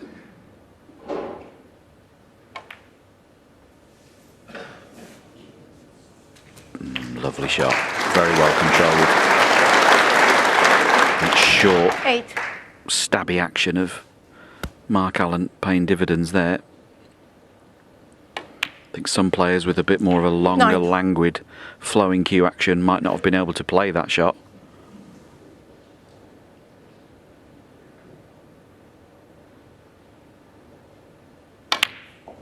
And ordinarily we'd be saying this was pretty much frame over, but from what we've seen so far today, 16. big moments for Mark Allen in this match.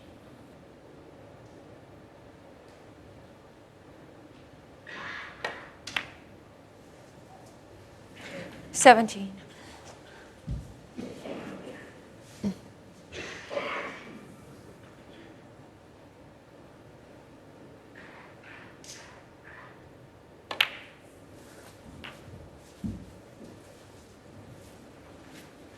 So that reduces arrears now to just 4 24. points. hard to see where it could go wrong. 25.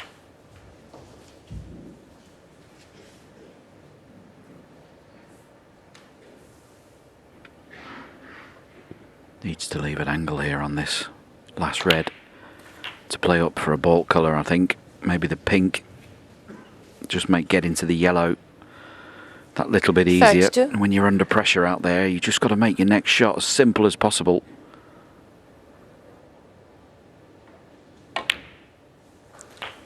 $33.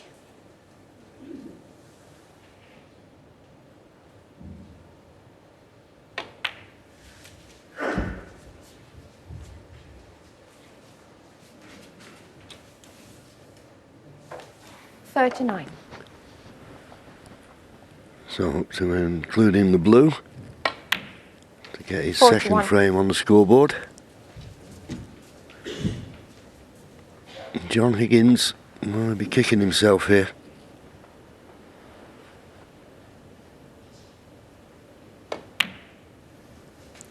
$44.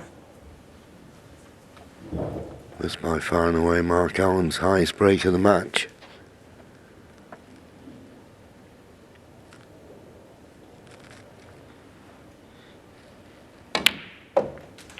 $48.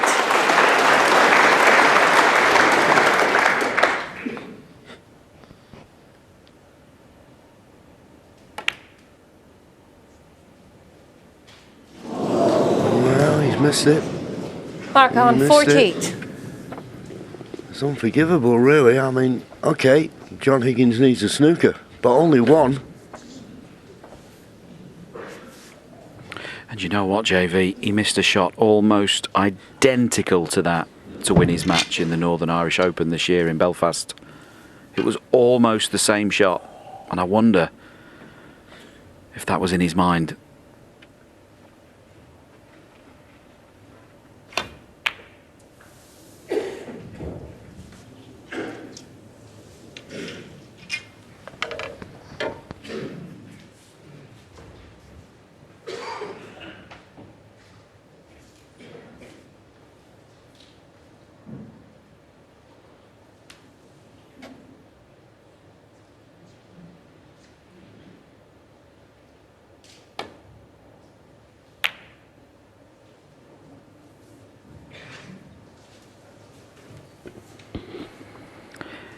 Yeah, I understand the thinking of putting the ball over the pocket, but I wonder against a player of John's class whether it's the right thing to do. We're just giving him the cue ball here if he pots the blue. Well, he's chosen not to pot the blue. I thought he would pot the blue and go for the snooker on the pink.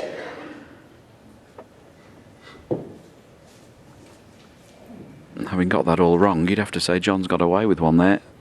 Got the double kiss. This has gone fairly safe. Very thin if Mark goes for it.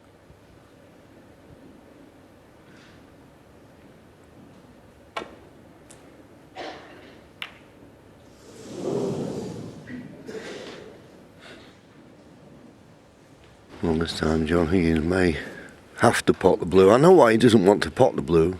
I always think when there's only pink and black left on the table, you only get one good chance to play that snooker.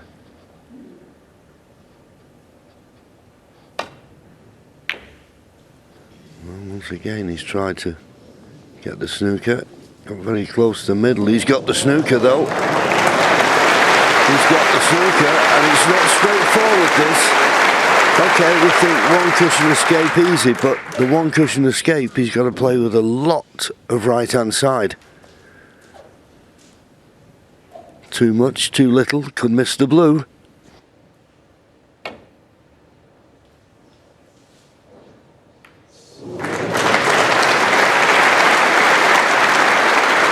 Yeah, well judged. Tap on the table from John Higgins to appreciate that. That wasn't straightforward at all.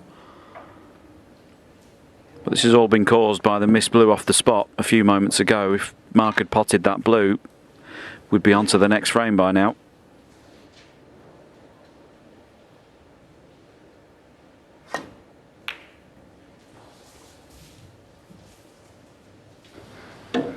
Didn't fancy the snooker there, mate certainly got the object ball safe.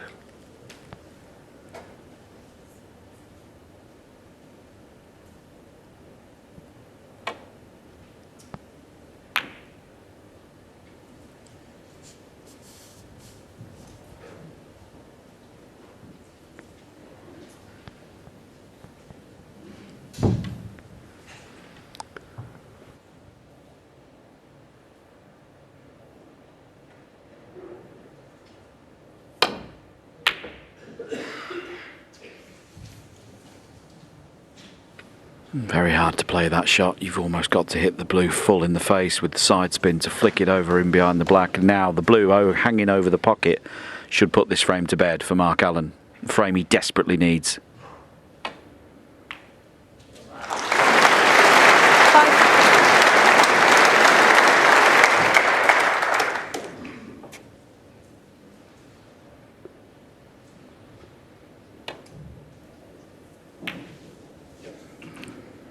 Mark Allen, 5 and a frame. He gets the nod from John Higgins.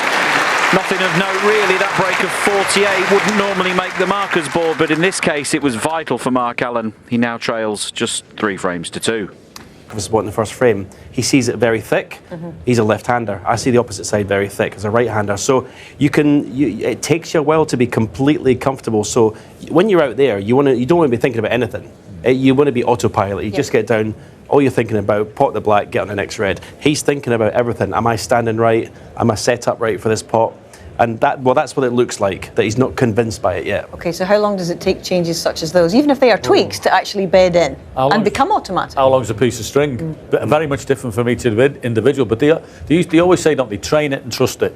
And he may be training it, but he's got to the point he's not quite trusting it yet. He hasn't got it completely fully in his repertoire. So that looks like to me he's getting caught a little bit with. Yeah, and what happens if you're not started the match well, then that puts the doubts in. If he starts the match well, it's all forgotten about. He won the final against Judd Trump, the German champions, 10-4 using it. So it's just the fact that he's struggling today. I mean, it's like the golfers will tell you, you can't play golf with a swing thought. You've got to go and play the course, and game is hard enough. Snooker is hard enough without having to think about technique while you're playing the game. Well, regardless, he's just 1 behind now, and we have quite a match in prospect.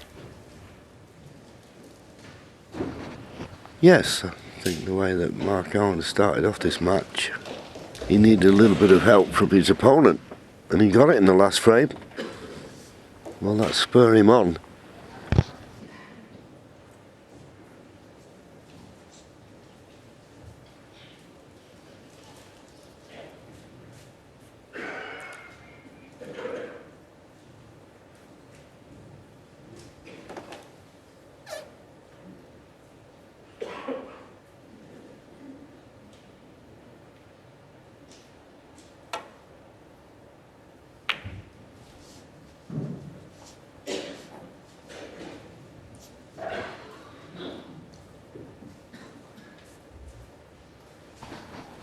Always risky to leave a shot like this, I always feel. It all depends how John sees it. He has a red that's possible to the far right corner.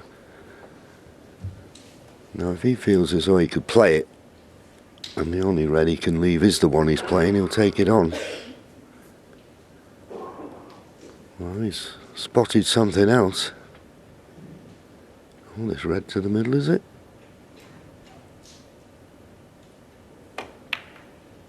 No, too high.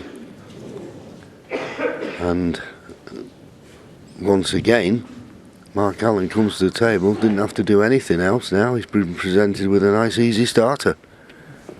Yeah, a bit clumsy from John Higgins there. He missed that red on the thin side.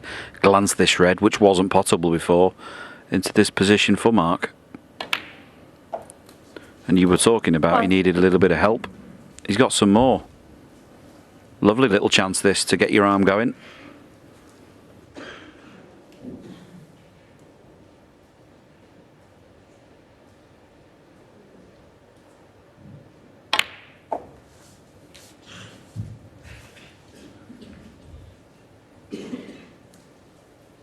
Eight.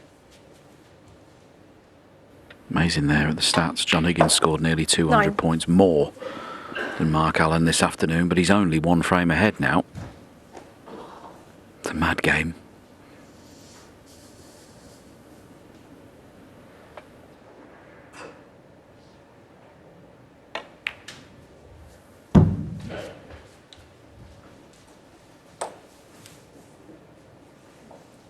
$14.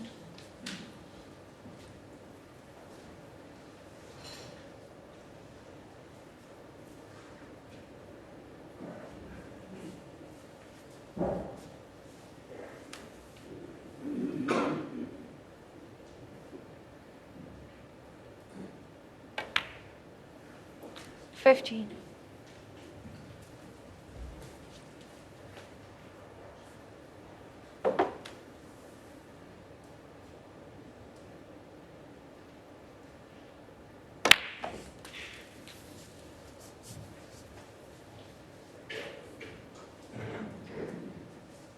22.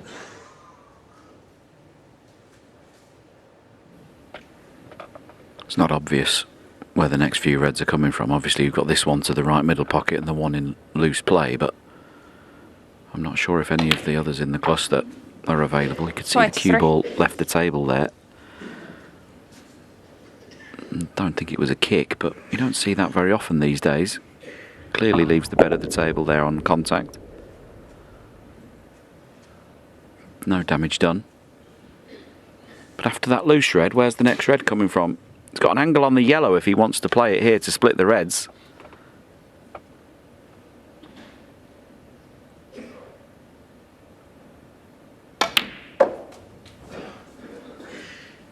That's fine, playing for the red, but he's going to need an angle on the next colour 27.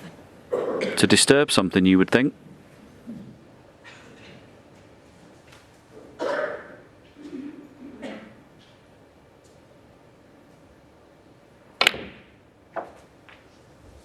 $28.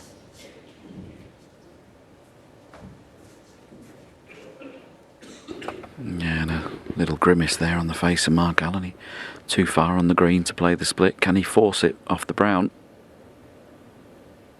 Oh, he's really had to power it through. And by hitting it harder than he wanted to, put more spin on. And he's missed the pack, so that's break over. 32. Punch that in with right hand side, and that side has widened the angle of the cue ball to miss the reds. Might have been playing it, better playing it a few shots ago on the yellow.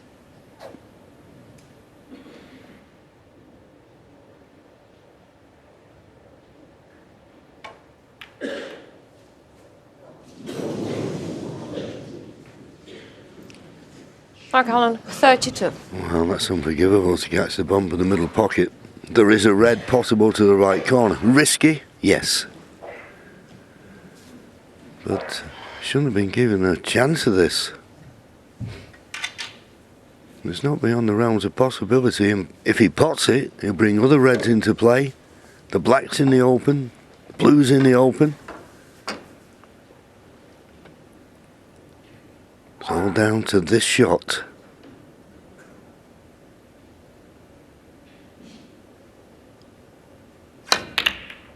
No. It was half a chance, but just at the minute, and I don't know why we say the interval can affect a match. John doesn't seem as relaxed as he was before it.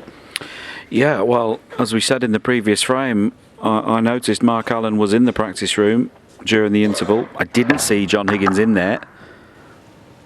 That doesn't mean he didn't go in there. I just didn't see him there whilst I was in there. Maybe if he took 15, 17 minutes off. He's just lost his stride a little bit.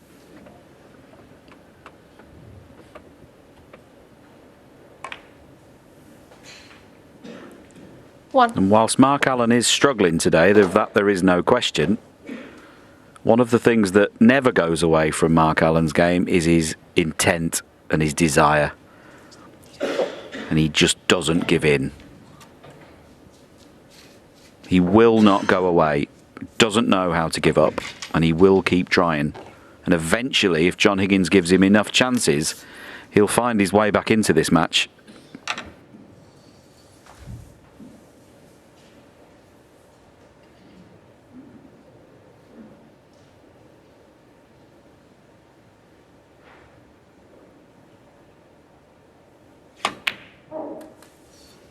Thank you.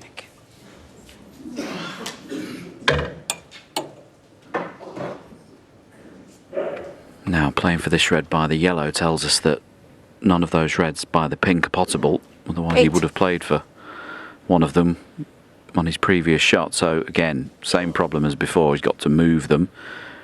You'd say the black was the natural ball to split those from, but how does he get there? Just screw back for an angle on the yellow or green.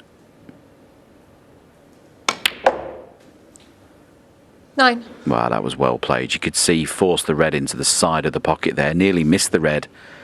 Tried to pinch the pocket, and he's got an angle on the blue to split the reds off two cushions. Watch this red here. Goes in the right half Did that on purpose to force the cue ball past the yellow. 2 cushions here. Here it comes. How's the pace? How's the line? Wasn't convincing, was it? No, didn't really generate the topspin he was looking for. Bit jabby, and I think that's probably been what's been happening most of the day. He didn't seem to be getting through the ball. But he's got a 46-point lead. Just looking for one more chance.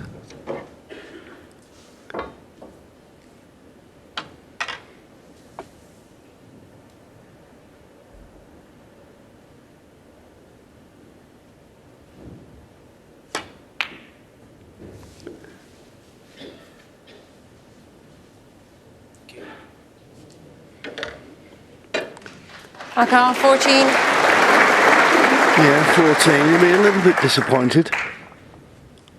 That was a chance to clinch the frame, level the match.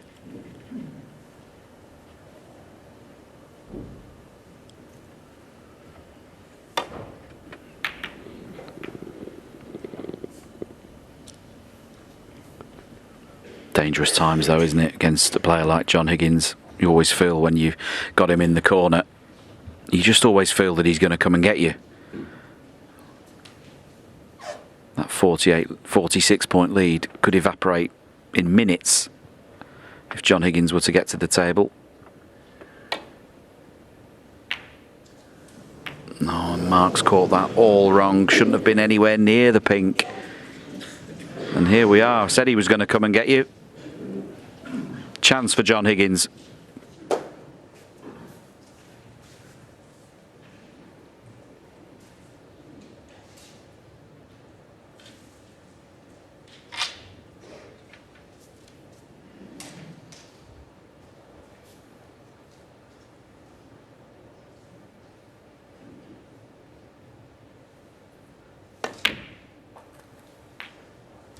One. Well, he's played for the black. Probably the only colour he could play for, but this is anything but easy. Okay, he can play it dead weight, give it every chance to drop, but just off the cushion. This is not guaranteed.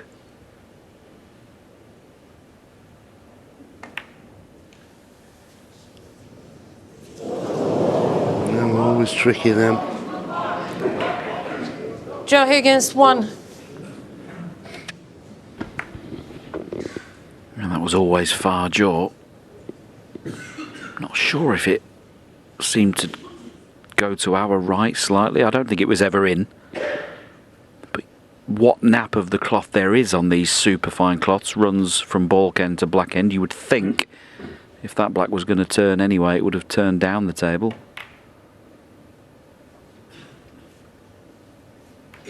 That's sloppy as well. Shouldn't have been anywhere near the yellow. He's given John the chance here just to play safe off this red and get the cue ball into a better position.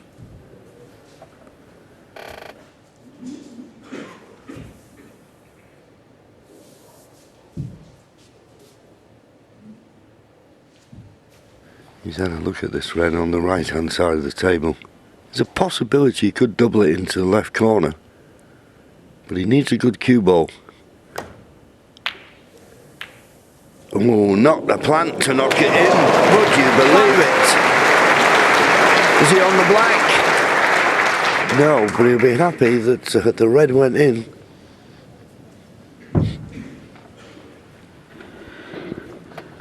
Wow, goodness me. This is incredible. You can be as good as you want. How lucky was that? Complete misjudgment to send the first red into the second red and to see it go in the pocket. If John Higgins wins this frame, this will really hurt.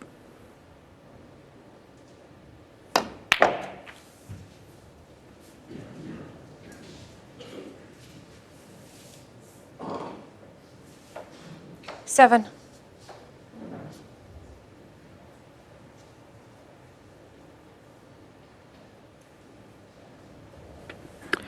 Obvious move here is to pot the red and pot the black. But you want to leave the black there if possible, because then he can play the cannon to the 2 reds on the cushion, knowing the black's always waiting for him. You've got to pot the red, John. Goodness me. 7. It's catching. Yeah, seems to be dragging one another down. I'm surprised he played that red. I, like you, I thought the one immediate to the right of the pink. Pot that, cannon the other one.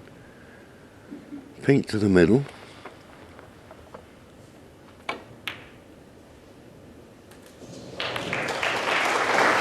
Yeah, nice pot from Mark. Never easy to judge these positional shots when a ball's in the jaws of the pocket.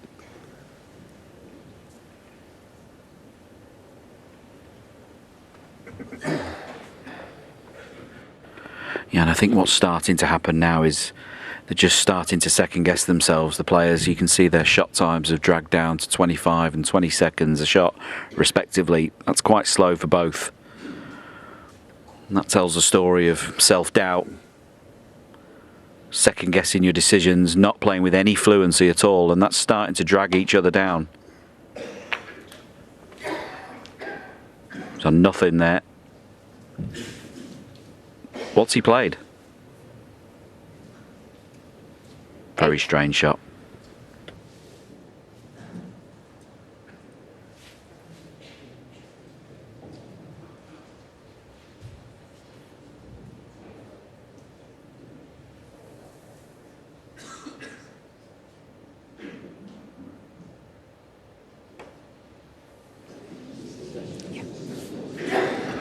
Foul. Miss Mark Allen 8. John Higgins 4. Missed the red altogether. He was trying to just nudge the red to the cushion and escape up to the ball end. Had to get it very thin to avoid the middle pocket.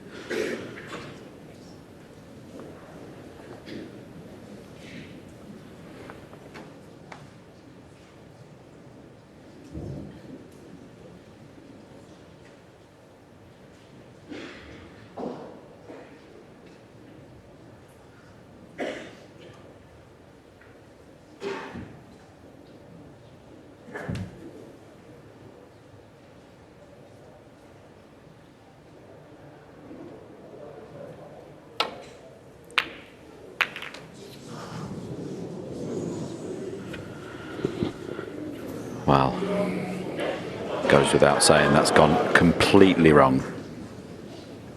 A complete miss hit. Was trying to send the red twice across the table to join the reds underneath the black. Caught it all wrong.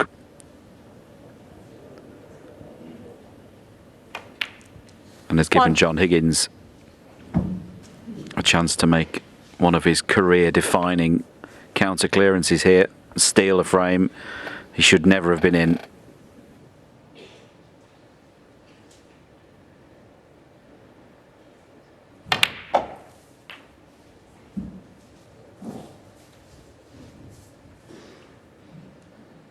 Eight.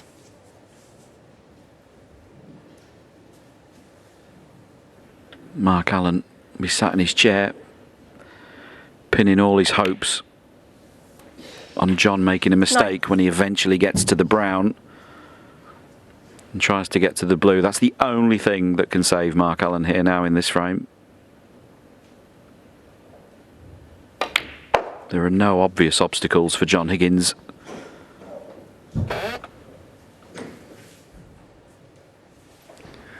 Is he alright? I've noticed red potable, but if it'd been straighter on it, could quite easily play for the blue. You'd like to be on the blue.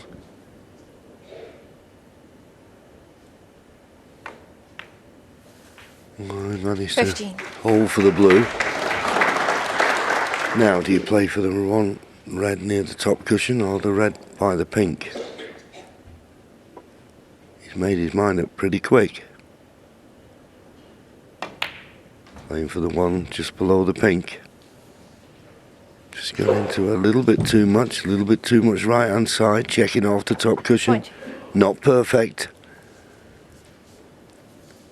And he needed to be, because after this red needs perfect position on the colour to get on the awkward last red.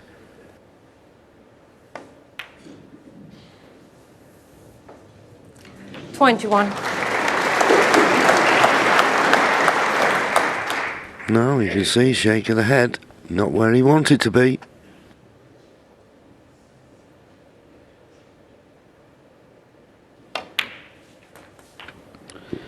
Yeah, and you just always feel that potting reds down this back cushion, you want to pot the red to the pocket it's closest to. 28. Shouldn't be any problem dropping this in though.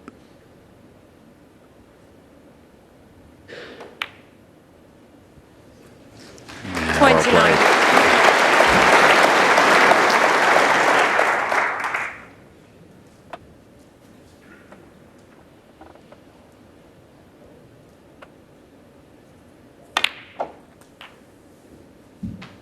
Perfectly on the yellow. You'll just screw this back to be straightish on the green to get to the brown, and then it is all about brown to blue. That's all that can go wrong now.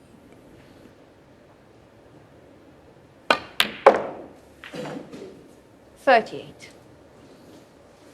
Yeah, and how many times do we watch these top players play and we think, well, one mistake, that could be a last. There's been quite a few mistakes here in the last couple of frames. And you'd have to say that this would certainly be one against the head as far as John Higgins is concerned. But, as Sean said, needs a good angle on the brown to get good position on the blue.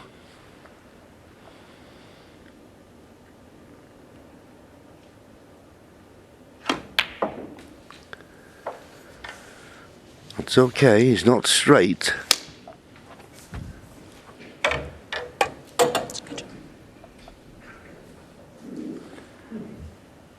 Brown, blue, pink to restore a 2-frame advantage.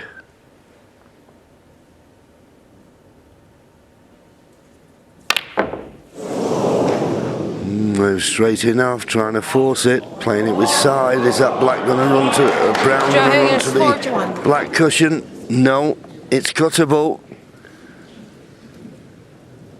Chances coming thick and fast for both players.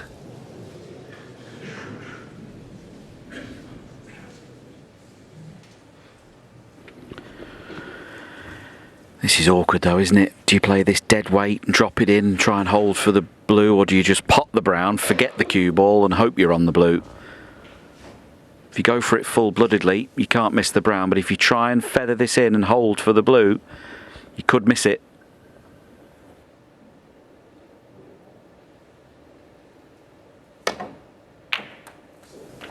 Yeah, played it up and down the table.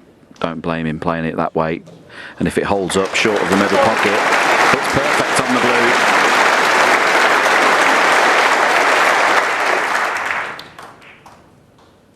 Blue will put him 10 points in front. 9. So just the pink to get back on level playing field. Well, John Higgins will be distraught, I would suggest.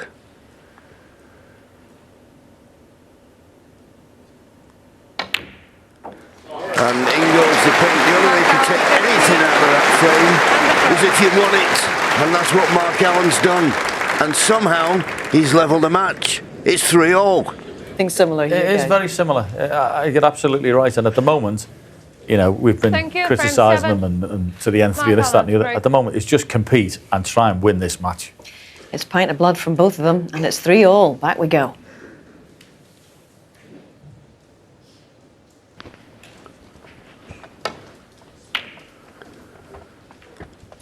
Well, at the start of the match, Sean, we were talking about who we thought might be favourite. Couldn't really pick one, and I'm no nearer having a selection. But I agree with what the guys in the studio were saying. Just needs someone to just raise his game slightly, and the match is there for the taking. Who will it be?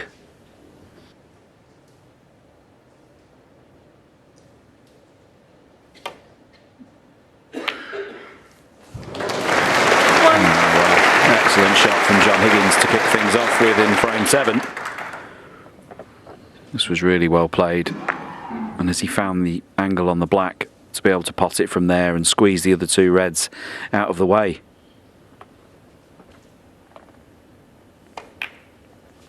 Oh, perfectly played. And one of the other qualities of all the top players over the years has been an ability 8. to drop what's gone before and to forget about the negativity of a previous frame. Let's see if John can do that here. 9.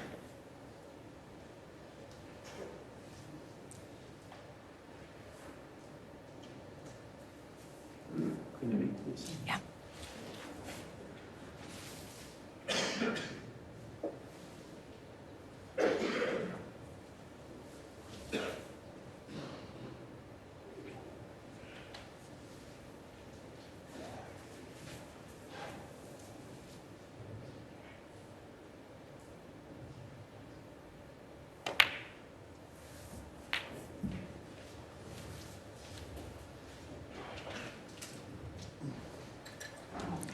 $16.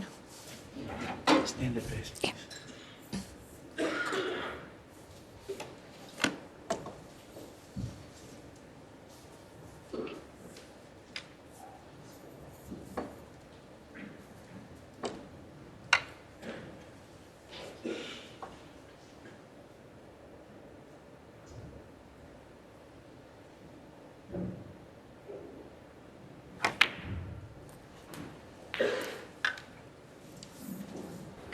Perfect angle on the black here for John to play the cannon to the line of 3 reds at the bottom of the pack. If you can hit the middle one and just favour the left side of it, it'll be on the red that's directly above the black.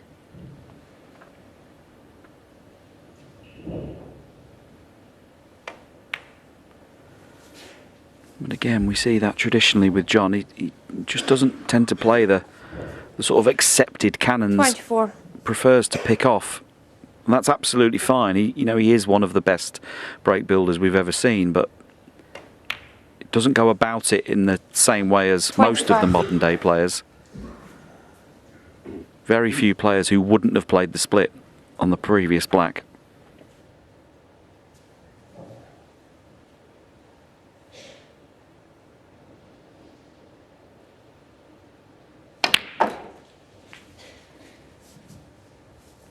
Yeah, I think I can offer up a couple of reasons for that. I think what's gone in the last couple of frames, he just wants to get his hand on the table and get his cue arm going. And also, there's an element of risk when you play those splits early on.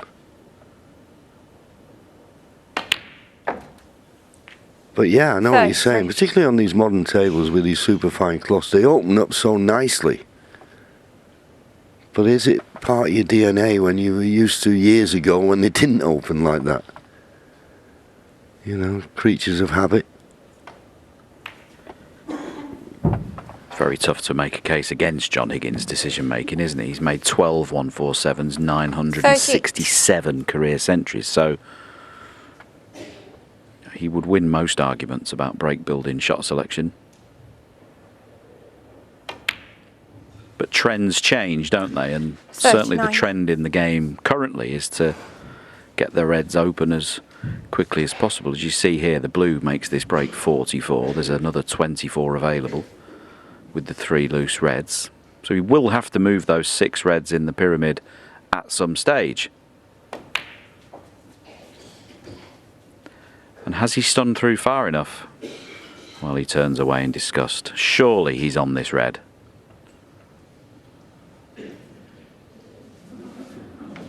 $44. Well, he's absolutely disgusted with himself.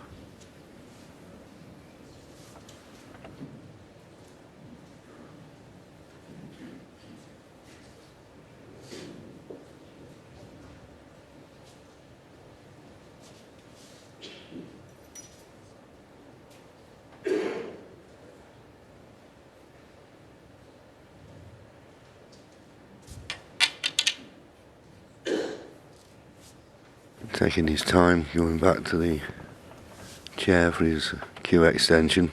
He's counting to 10, believe me, he's so annoyed. And so he should be. And forward one, bad error with another. Where's the black ball going? Foul. In the pocket. John Higgins, 44. So he'll come back here on its Mark Allen, spot. 7. Boy, what a comedy of errors the last couple of shots.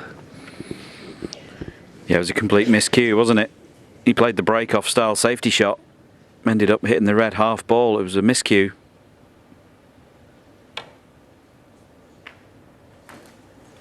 One. Didn't play this at all. He was trying to swing the cue ball home. He just threw the cue ball into the face of the red. Complete mistake.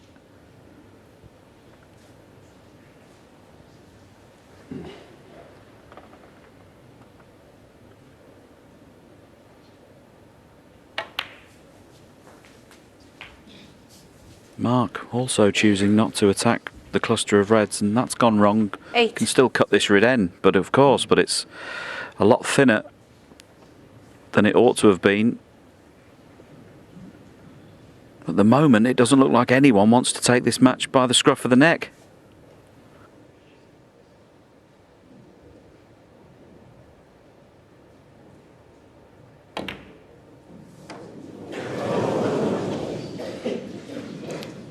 We're so Allen, used to 8. such a high standard. This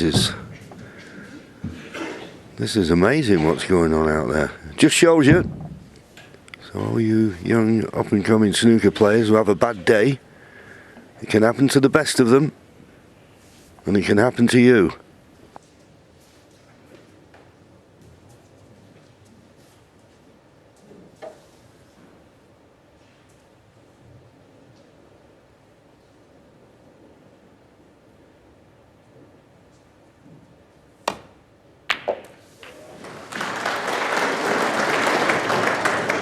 One.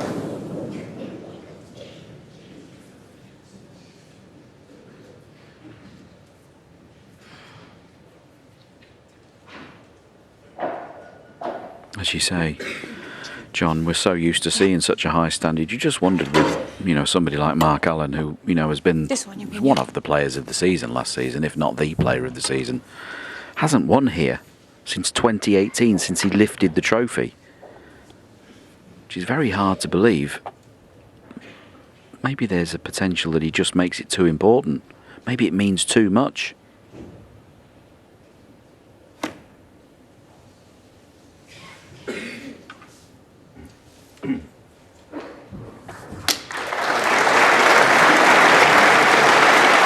Joe Higgins, 1. Yeah, we'll try and think of lots of reasons, but he is a course and distance winner, so it's hard to use that as an excuse. If he'd never won it, then yeah, I could imagine that he might think it's a bogey venue, so to speak.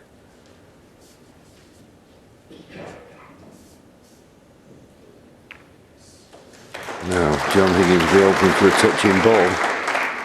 He's not going to get one. If it had been, referee would have called it.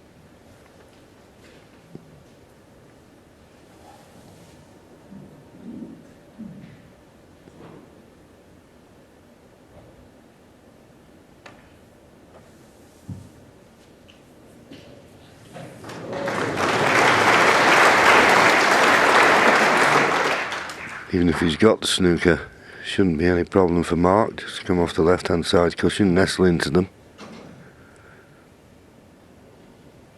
Highly unlikely he'll leave anything.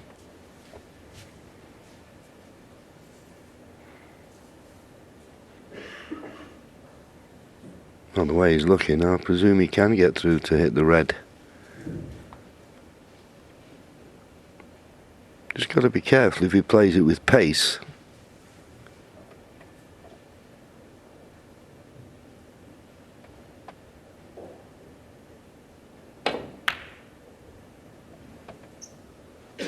I'll just nudge one red down the other end of the table. Chance for John Higgins to try and get in behind the black once again.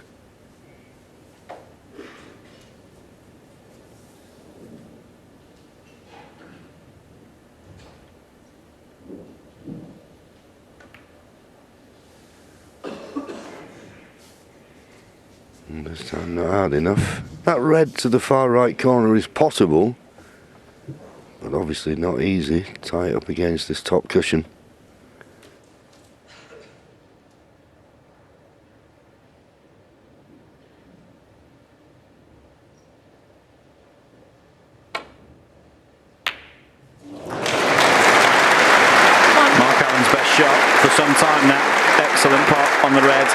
From tight under this cushion.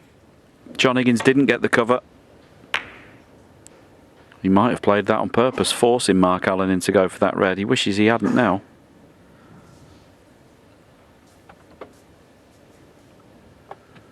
Now, Mark will have to play a cannon of some kind here. You'd think if he cannoned gently, he doesn't need to hit them hard, or the two reds that are separated from that cluster. I think the one at the bottom of that cluster is potable.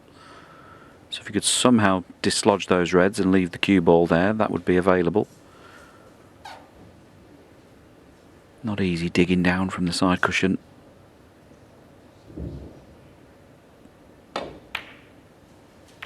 Yeah, he played the shot I suggested, but it hasn't worked out, I don't think. I think that red's just travelled on that little bit too far. There you can see 6. it blocked. So nothing coming easy to either player at the moment. Yeah, we always say, don't we, if you're not playing well, the balls never forgive you. And I think the balls are winning this match at the moment.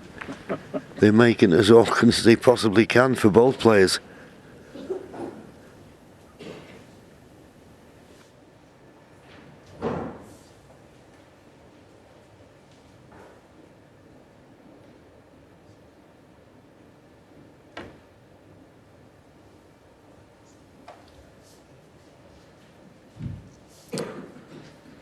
Mark Allen 6. Well, Mark's got the cover on the reds by the pink, but the one by the black pots. John shouldn't really have been able to pot this red, if we're being not totally honest.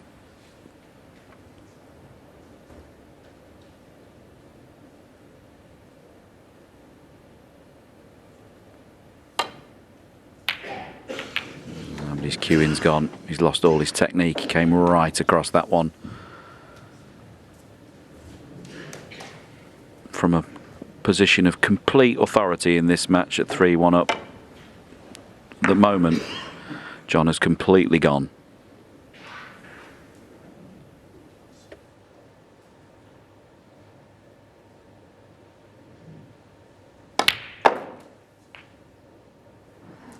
One.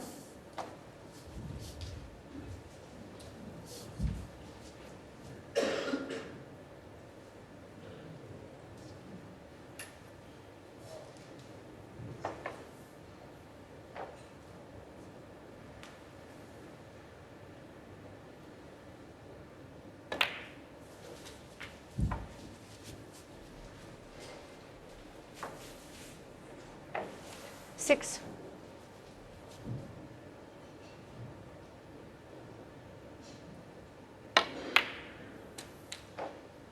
Seven.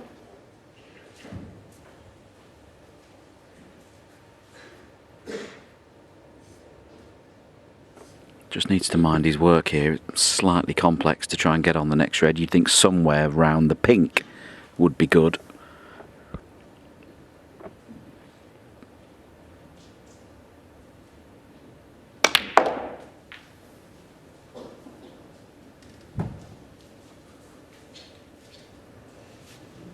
And that's gone about as badly wrong as it could. He can still 10. pot the red that he grazed to the left-hand middle pocket, but it's much more difficult than it should have been. I think he was trying to cannon the pink.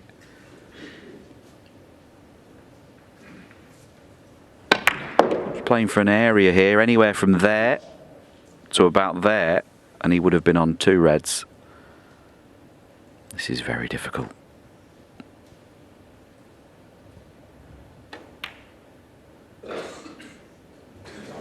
Well played. 11. Pressure on that red, not least because he can see the struggles that his opponent's having. He knows how important this visit could be in the story of this match.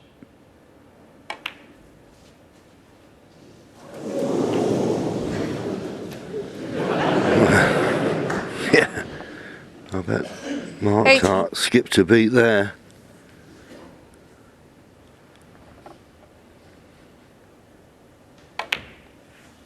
$19.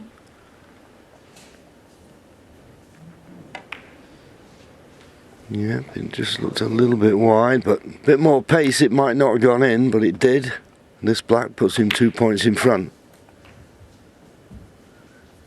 Can't see a problem in getting over the frame. 26. Getting over the line in this frame.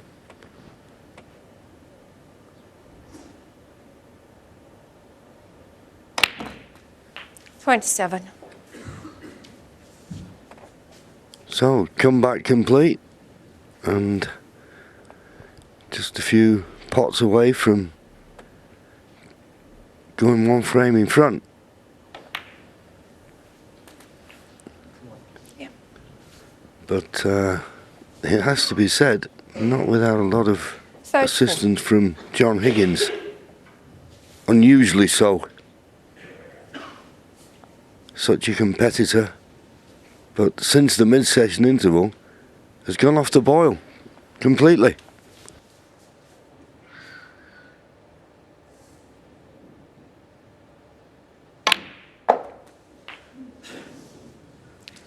$35.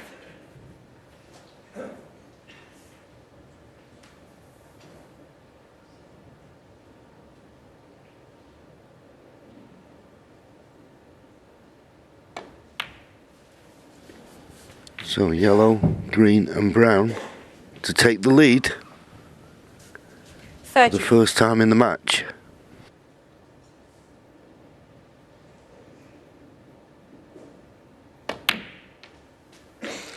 $40.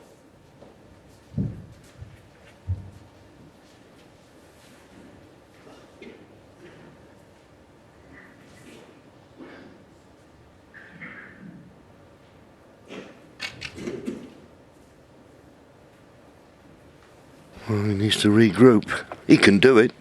Make no mistake about that. 43. But what's happened the last couple of frames is beyond me, in all honesty. He was going so well before the mid-session interval. So this brown to get to snooker is required. 47.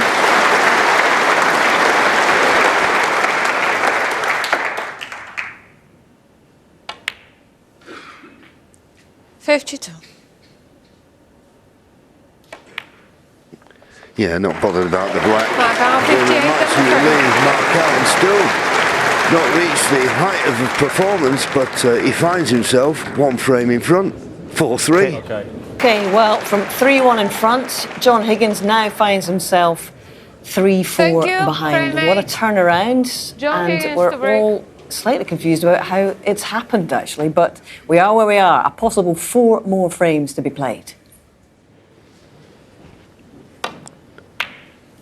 John Higgins, when he came back into the arena, was greeted with a rousing round of applause from this packed audience here at the Alexander Palace. Mark Allen stayed in his seat, but I'm sure John Higgins, Sean, would have probably gone back to his dressing room and thrown a bit of cold water on his face and said, "Come on, what's happening here?" Yeah, he might not have been audible, but there would have been some strong language used to himself, I'm sure, just to get himself going. Bit of catharsis. Try and vent it. Like a tennis player when they smash a racket up. You don't see that in the snooker very often, but we all want to do it from time to time.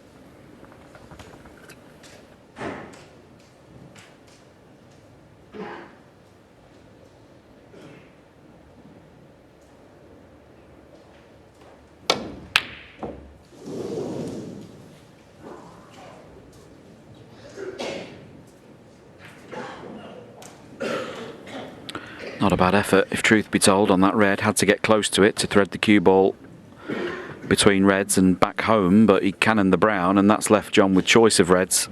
Black's waiting if he wants to play for it. Typically, John throughout his career would get this kind of shot when he's given himself a good talking to.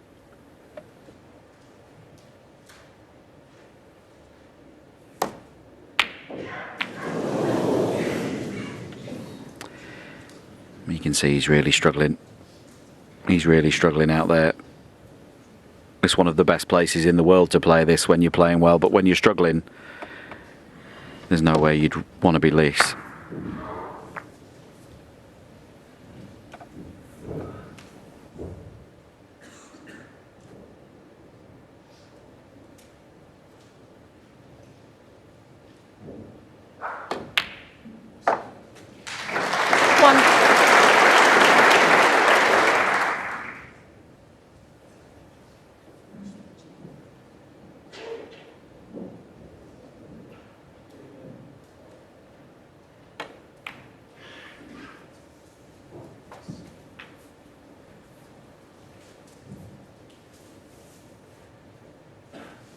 Six.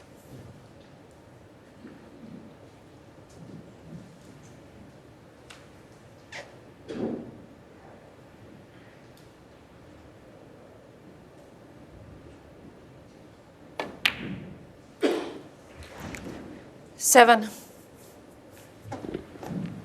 That's gone slightly wrong side of the blue.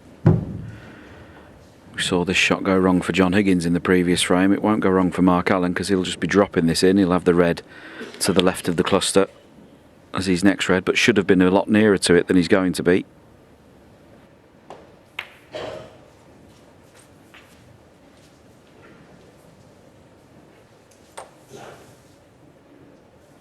Twelve.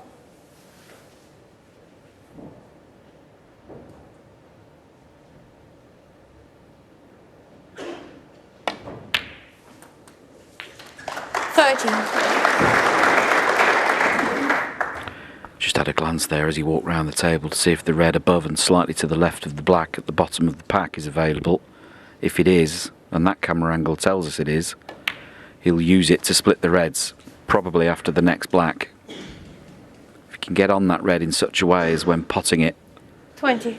he can spread the reds open. That'll be his plan. But he's finished straight on that red. That's a mistake. Goodness, shouldn't have been there.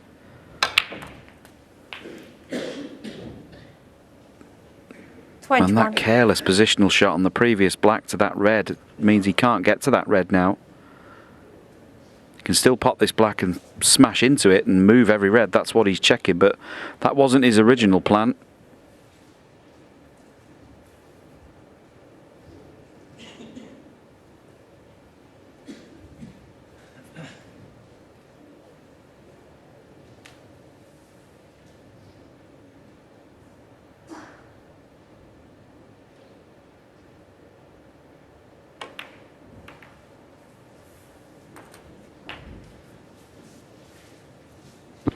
Well, he's played that really nicely. I thought he was going to play that at pace and move everything. In fact, he's managed to cannon that red and retain position on it.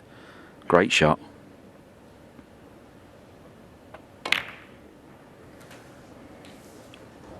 $29.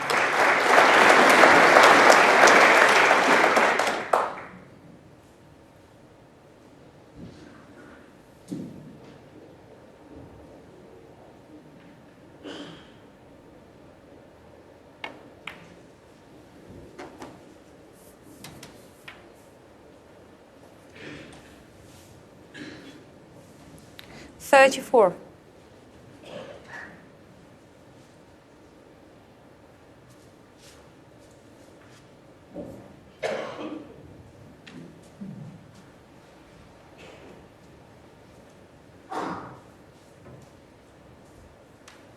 Yeah, you can just see Mark Allen just taking his time here.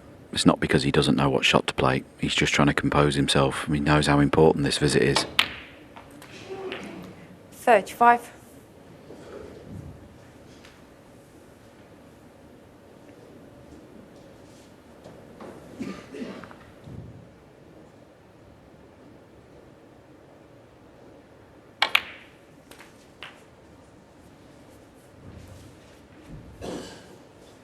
Yeah, if we try to analyse why 40. he played so bad in the first half of this match, you could say nerves. You know, the fact that in the last few years he's not had a good record, losing his first round matches, so apprehensive. 40. But now he's got his nose in front, he can play with a bit more purpose, can't he, and relax, and doesn't have to chase anything, doesn't have to get stressed out. Now all eyes on the winning line. And winning this frame, of course, will take him one frame away from a place in the quarter-final. Definitely goes.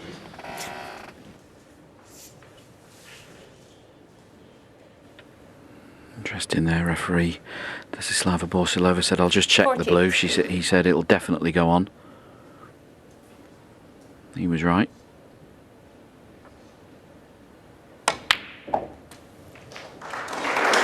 He's under-hit that by some distance. And as we've seen all match, just when you think one of the players is going to stride off into the distance, something goes wrong. And how does he get from there onto the next red?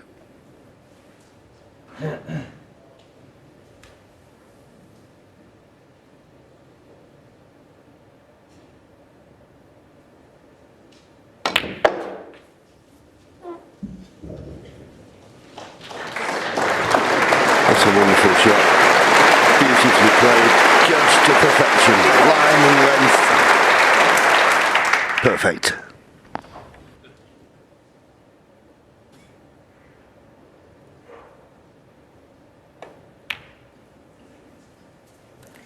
$55.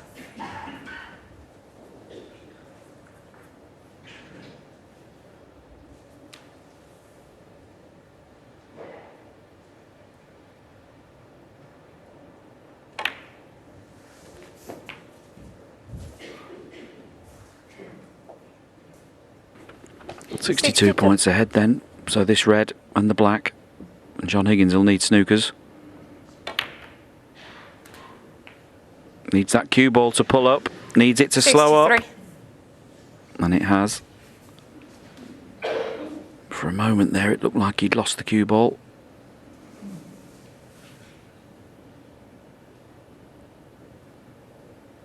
Indecision. Doesn't know what to play. Wants to play the cannon. But he thinks the cannon might go wrong. Don't get caught up with the cannon here. Don't forget to pot this black.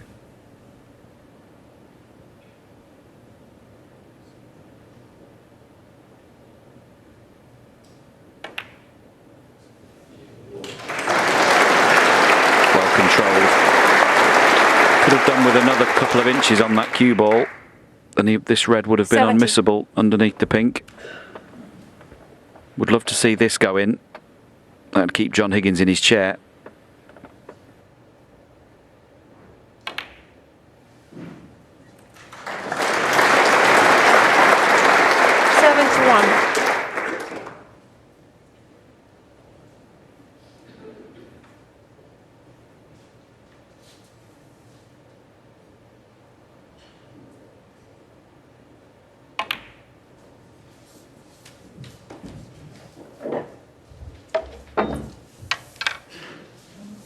$74.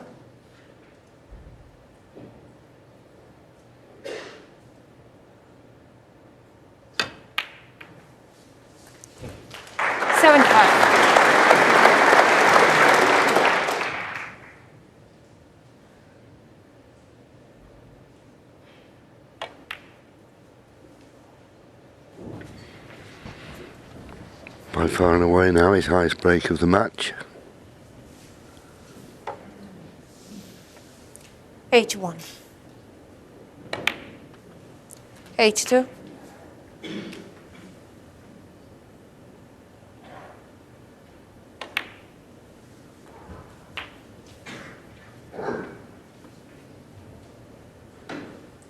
89. 90.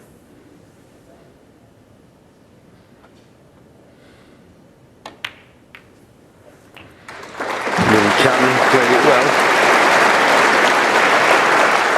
Red and any colour 97. for the century.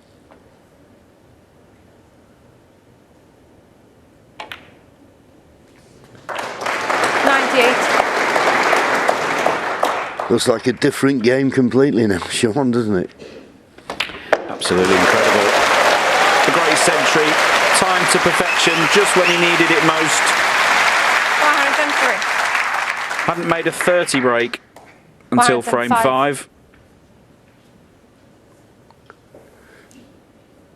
And all of a sudden he looks like he can't miss.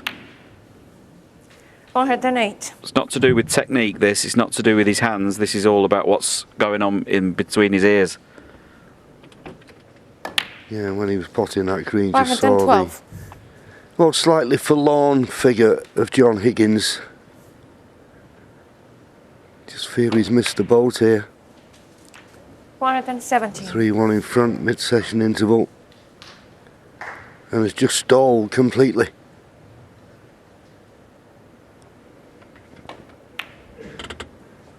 Four frames 423. in succession for Mark Allen. Oh, and an excellent, well, if he pots the black here, it'll be a miracle. Oh, he's done it somehow. Well, having a bit of fun. Well, he's happy now.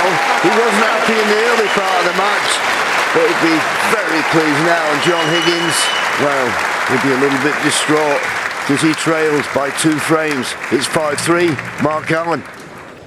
So One of the great competitors, though, John. Let's find out, because he's 3-5 down. Allen on the verge of a place in the quarter-final and possibly his first Thank you. win Frame in 9. any Masters Mark Allen, edition break. since lifting the trophy in 2018. Back we go. Yes, it will be interesting to see what John Higgins has got left here.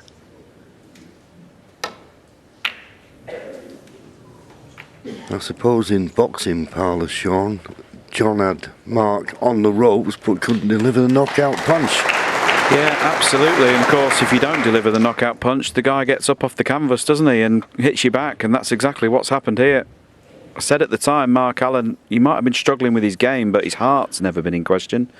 He doesn't know the meaning of the word quit, and he does keep coming. Somehow, he's found himself 2 frames ahead, needing just 1 more to get in the quarterfinals.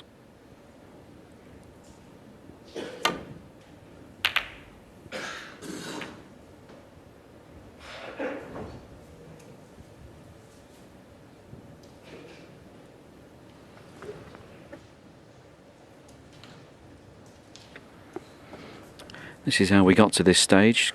Current score at 5-3, just the 1 century highlighted there on your screens. Magnificent 1-2-3 from Mark Allen. But up until frame 5, he hadn't had a break over 30. Not sure when that last happened, but it's been a complete turnaround. He's had a lot of help, it has to be said.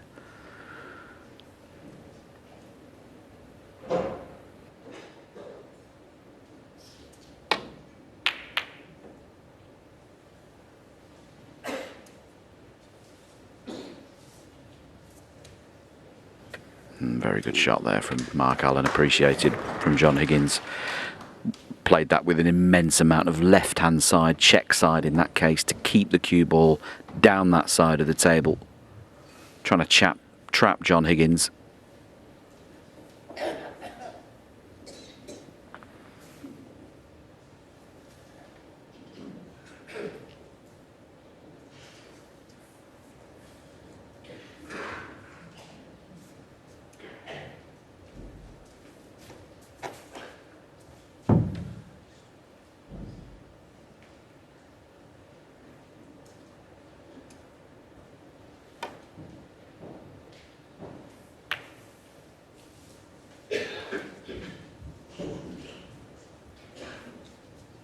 Didn't want to risk playing the safety back to the balk end. A couple of loose reds that he may have left potable.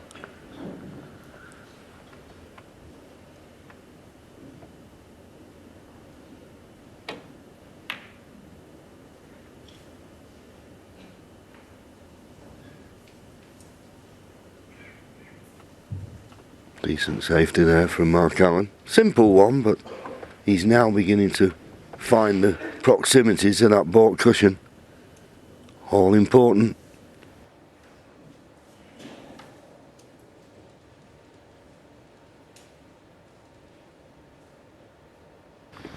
I'll just go through some of the stats of the match. Still well behind John Higgins on the safety, but Foul. I don't know whether that's based on the last few frames, because Mark John Allen, Higgins is finding it difficult now to find a thin edge. Pot success, 91%, that's acceptable. Below 90%, you're going to struggle in this standard. Long pot success, I'll forgive that. I think about 64%, 2/3. I'll take that, because a lot of the long pots are sort of shots for nothing. 80%. That green that John Higgins missed. Otherwise, he could have been 4-0 up at the mid-session interval. And positional success, neither player really excelling in that department.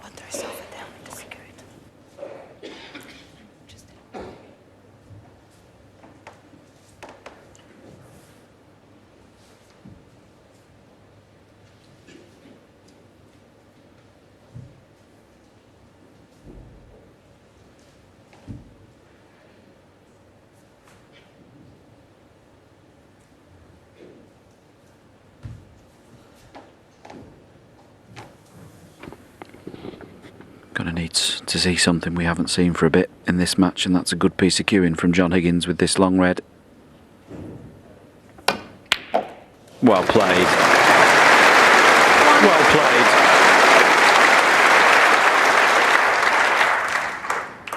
Well, we chatted about Mark Allen's heart. Don't worry about this man. He's got just as big a one. John Higgins won't be giving up either. He's not finished yet.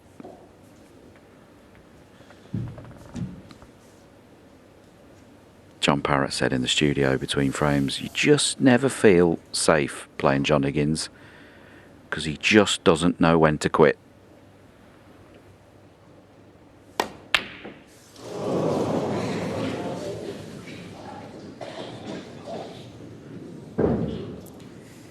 John Higgins, 1.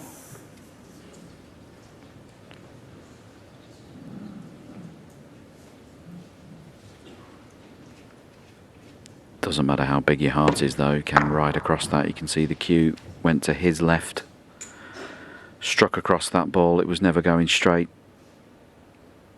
But this is finished awkward for Mark Allen.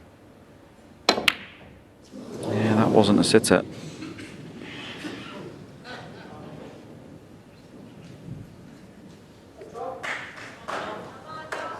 The miss black by John Higgins there, went up and down the table, finished there, which left Mark Allen queuing over there.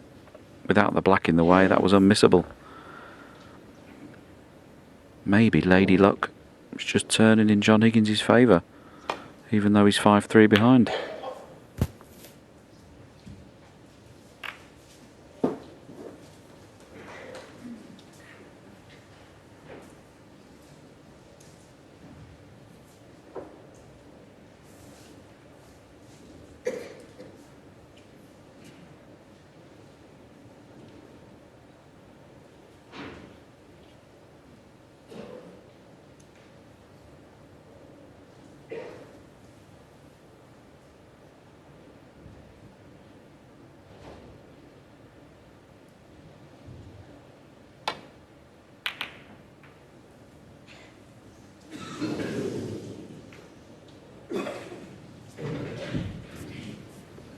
Made that mistake a few frames ago when playing safe, caught the bump of the middle pocket, and as you said, JV, they're always there.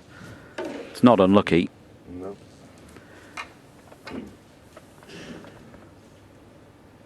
John not interested in attacking these reds that are potable, choosing the safety option. Just wants to wait.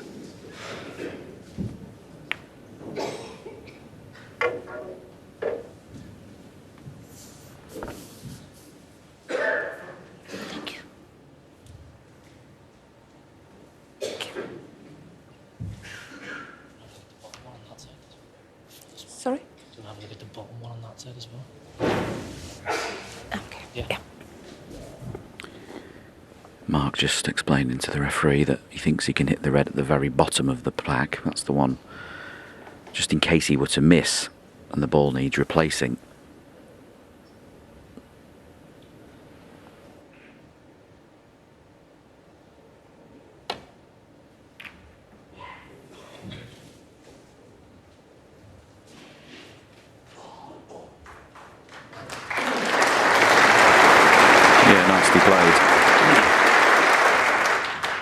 Necessarily mean the cue ball to finish right there behind the yellow, but it was the right type of shape.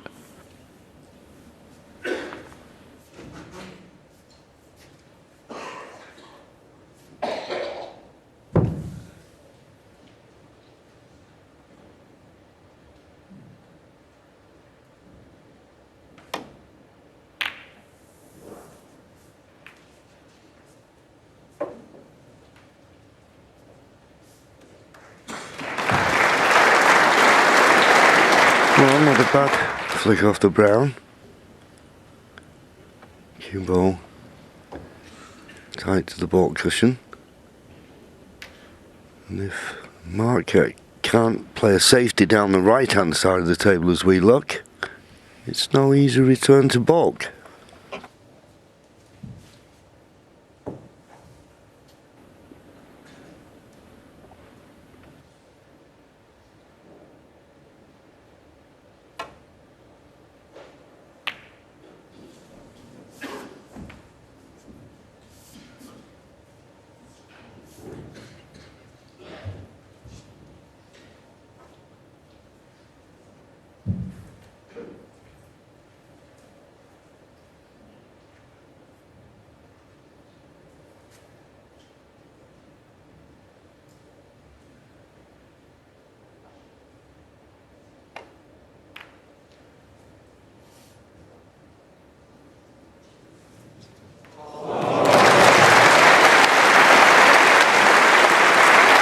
Very close. But no cigar, I don't think. I think Mark can get through to that red closest to the right-hand corner pocket. John nearly had him in all sorts there.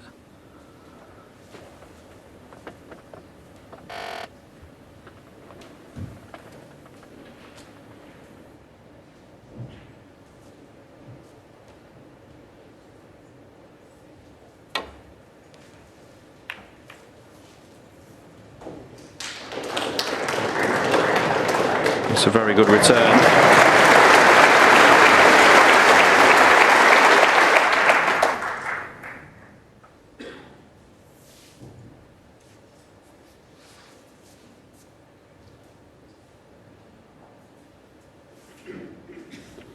Just needs to be careful here, John, when playing this red.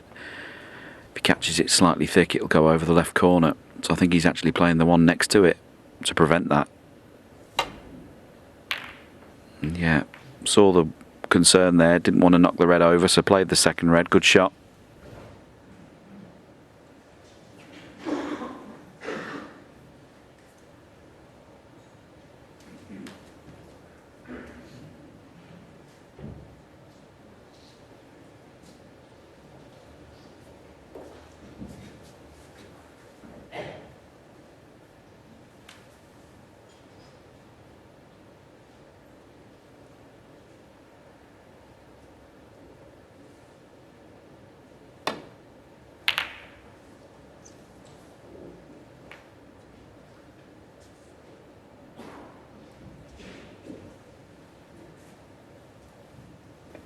Good bout of safety play this from both players. Neither one able to gain a massive advantage at the moment, but both keeping each other in it.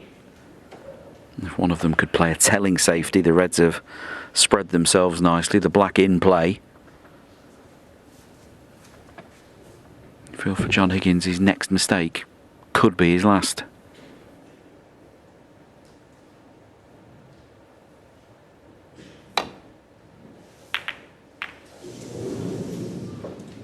And that was always the danger ball, the black.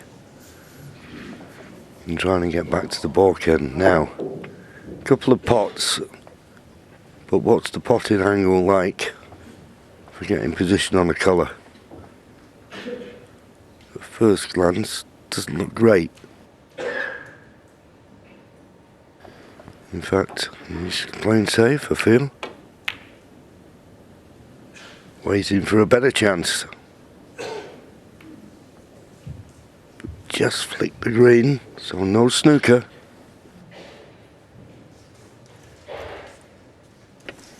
Yeah, be annoyed there, Mark Allen, won't he? That was a big target to get him behind the green. Wasn't a difficult shot, and that would have had John in a lot of trouble. So, possible chance missed there.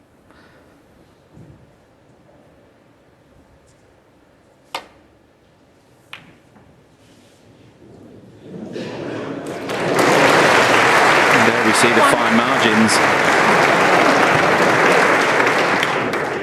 Mark Allen will be behind the green next.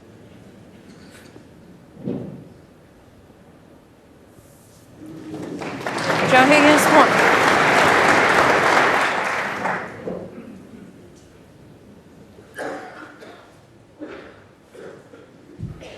We've just broken the 3-hour barrier. It's been engrossing, nerve-jangling, tension-filled match so far. Feels like there might be a bit more life left in it just yet. And this crowd at the Alexandra Palace have been treated to a wonderful match this afternoon. Not necessarily with big fancy breaks, but it's been full of tension and excitement nonetheless. Well, that was a super hit from Mark Allen.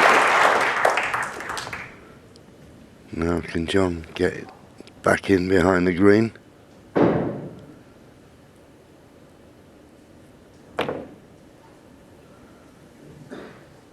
It's close, just needs to run by it. Not quite.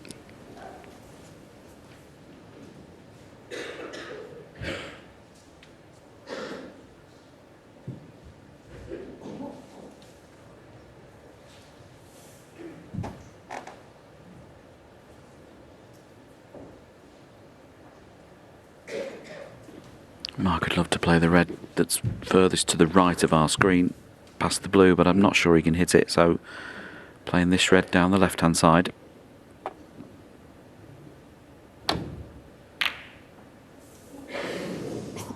Cue ball's close to the green pocket.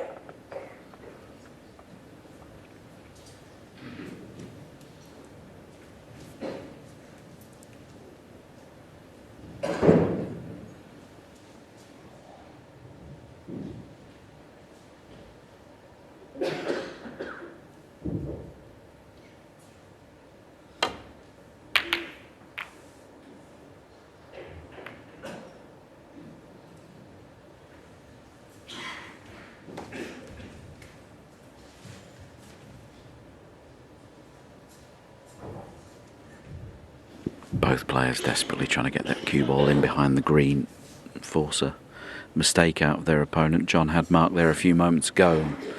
Mark was able to escape. Yeah.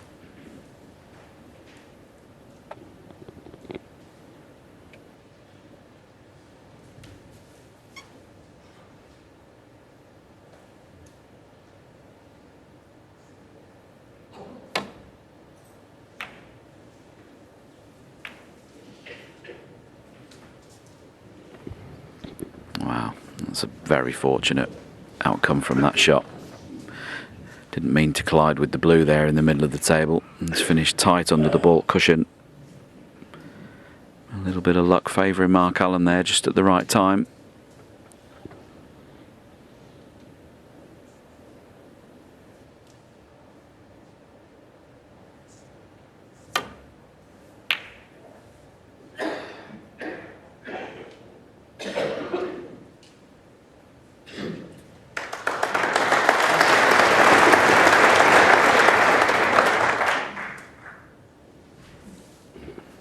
Good response there from John Higgins, it has to be said, from tight under that baulk cushion.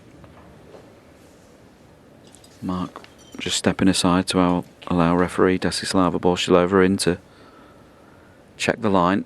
You can see clearly, you can see this red down the left hand side, so be playing this super skinny.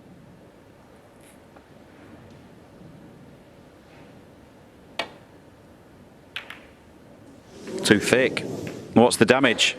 Chance for John Higgins. Yeah, he's won this tactical exchange. But now what he's got to do is score. Can he recover the form of the first half of this match? Big questions to answer now.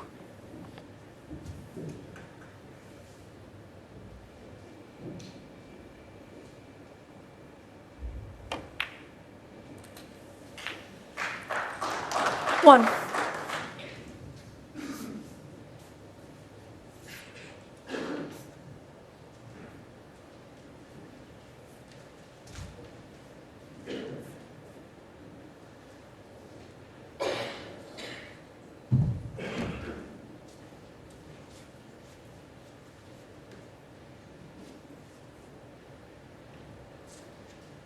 Yeah, the blue's causing him all the problems here. It's in the way. So he'll either have to go above or below it to get to the next red.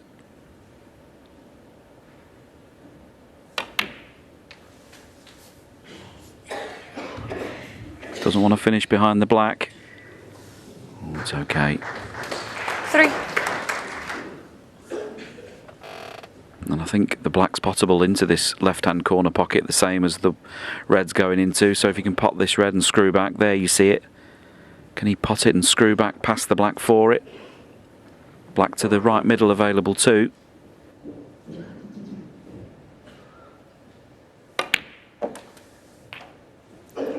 Four. Now, when the black is respotted, how available will it be?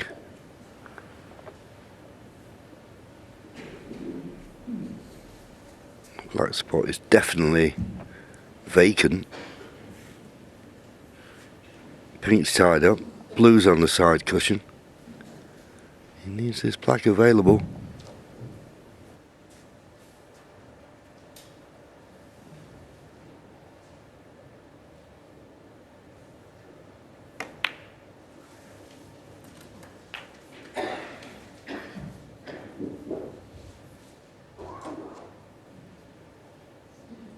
Eleven.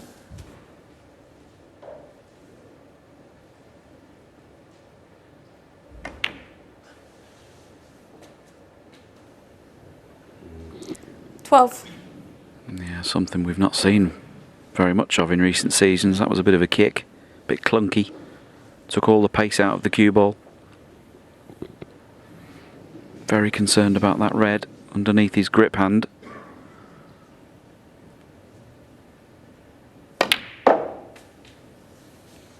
And he's searching for the angle on this red above the black to pot it and move the red next door.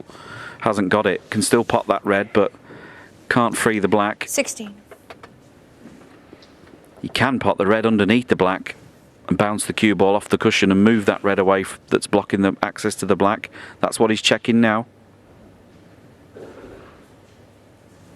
You know, that would be a big shot to take on. But as I said earlier, if the black's not available, there's only yellow and brown to go for, so it's worth the risk.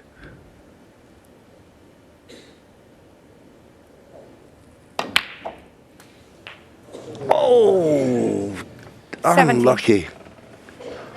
Just a smidgen.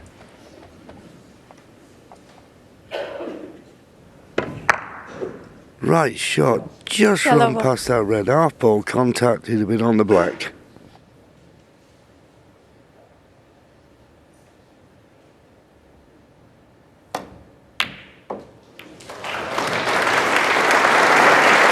A very courageous pot from John Higgins. 19. Not wanting to take a backward step. And I'm just wondering if he can pop this red. Is the angle there to bounce on and off the cushion again and try to dislodge that red next to the black?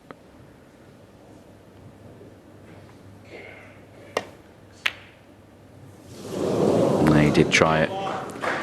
That was one shot too John far Higgins, this time. 19. But at first glance, he hasn't left anything easy.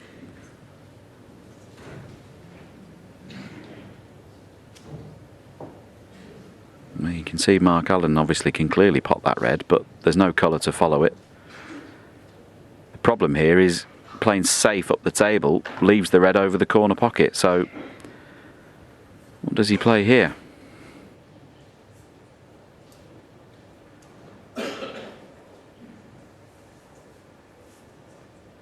Yeah, that is the question. Might be value in just rolling the straight red in. At least you'd have a bit more control. Well, is he playing the pot on this one? This is risky.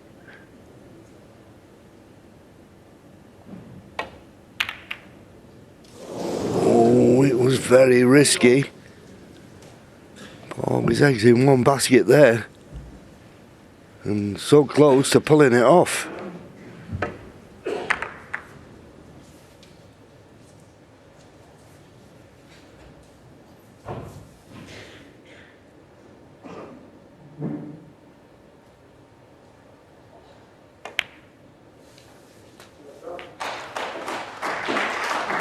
1.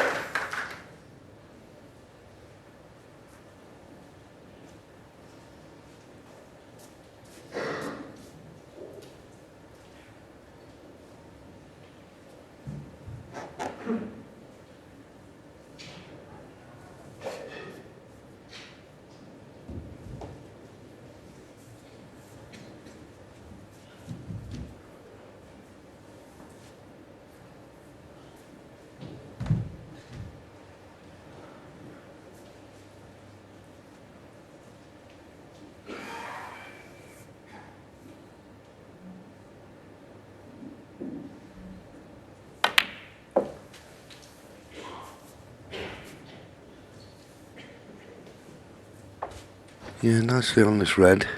You play for the 3. black. He's got to. If he's going to win the frame at this visit, he needs that black on its spot.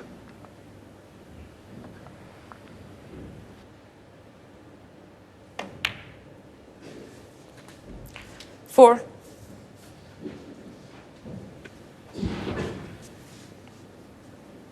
And I wonder if he'll pop this black and he can either stun up for the red above it or screw back for the red through the gap there. You see it, the one nearest the other corner. I think he's just okay. Black potable to this left corner. The pink also available to the left 11. middle pocket. Definite chance this for 5-4.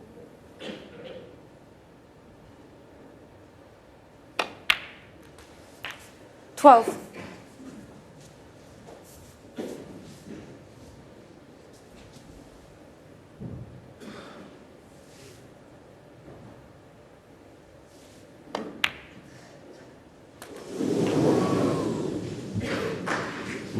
Another one that wriggled and wriggled, 19. but it went in.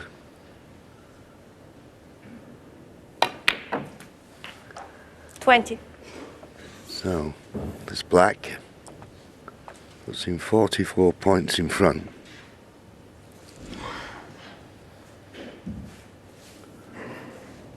So he'll need another couple of reds.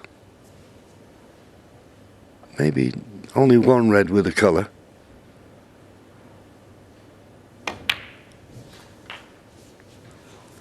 So it's this red, and then nice angle on the black just to drop on the red near the top cushion.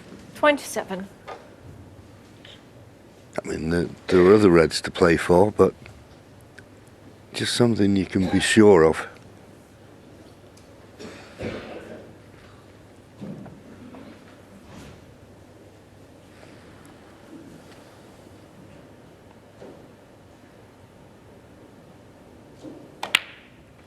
Yeah, I thought 28. he was having a long team if you're going to play a cannon on the red and pink, but this black and one more red. Does the pink pot then? Oh, well, maybe it does. And if it goes in, it clears the path to this red, which would be frame ball.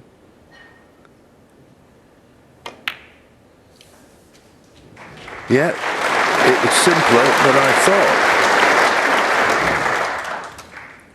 34.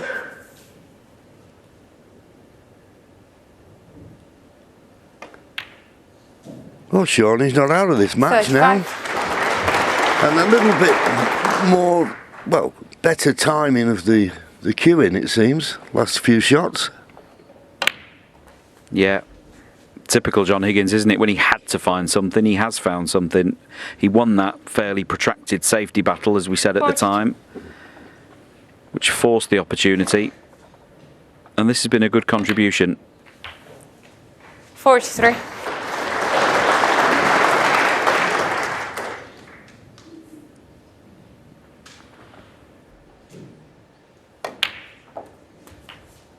Yeah, I remember asking the question when he won that safety battle. 50. Could he take advantage and score? Well, he's just shown you. He's not out of this yet. 51. Can't make the century. Not enough points on. It's always nice to finish a frame that you win, not having missed anything easy. 58. Go back to your seat. Feeling good. And all set for the next frame. Well, John he won't Higgins, be 58 bothered. at The frame was well and truly over. He's still in it, but he's still one behind. 5-4, Mark Allen. Final frame decided. It wasn't here, actually. It was during COVID times in Milton Keynes in 2021 when John went on Thank you. to reach the final. Frame So 10. can he force John a Higgins decider break. here? This is it. It is frame 10.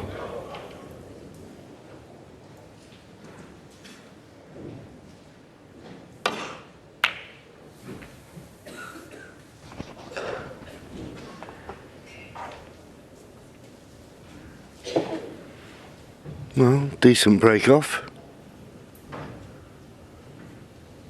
Not quite certain what Mark Allen can get to here. Obviously the red on the right hand side of the table, but the potting angle is not really perfect to play position.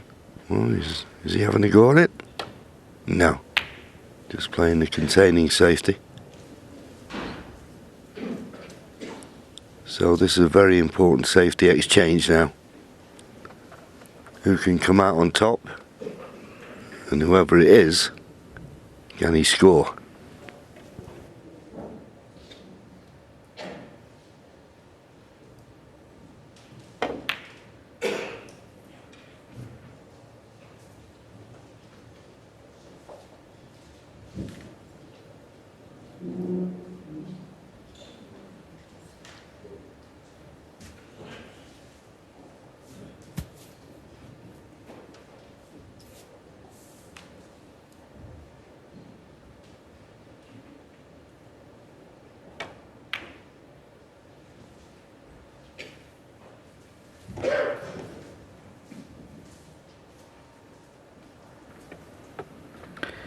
Peculiar choice of shot there from Mark Allen.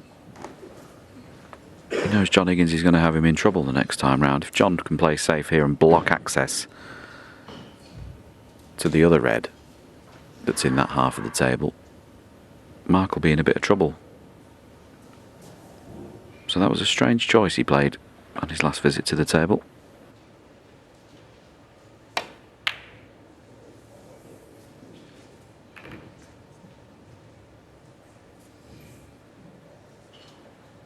Yeah, and I think he has covered the path to that red in the balk end. Well, not all of it, but enough to discourage Mark from playing it.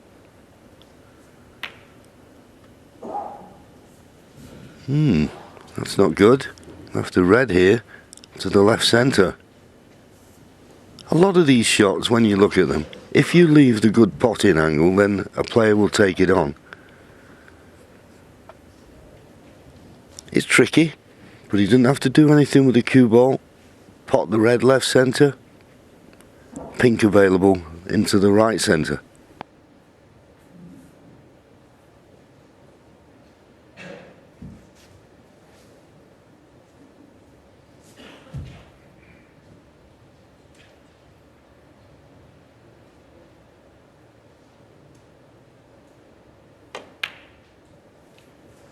One. Yeah, that was a great shot. Knew he'd be leaving a red should he miss it, so he was under pressure there. Of course, this is where John Higgins has made his career, isn't it? It's been so good under pressure when he needed it the most. Well, and must be a plant this. 7. A dead set plant. There it is.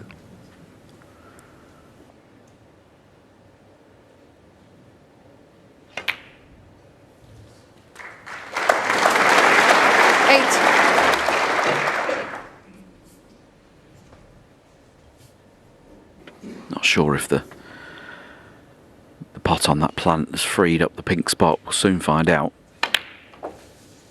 He'd prefer it if it did, because then he can get the black back on its own spot. Yeah, that'll clearly spot. But it does block up the red that's underneath it. 14.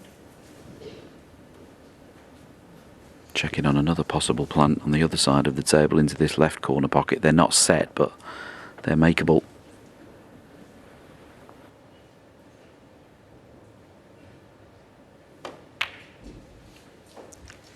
$15.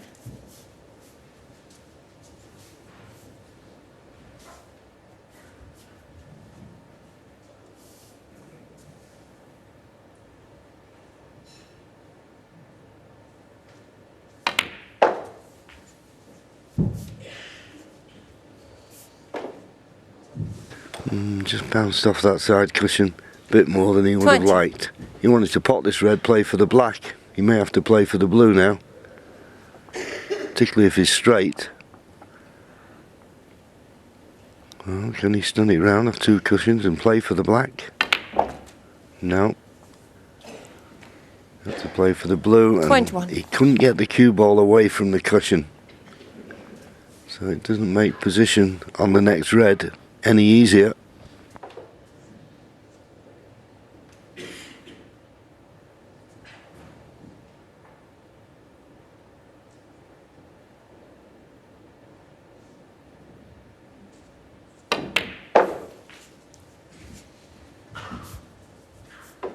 Yeah, one of the things that was noticeable there on that camera shot there, John cueing from the jaws of the middle pocket, is actually as he feathers the cue ball, he's nowhere near the cue ball. It's quite a unique idiosyncrasy of his swing. Most players, as they're feathering, getting ready to play the shot, the tip gets quite close. John's a good inch away.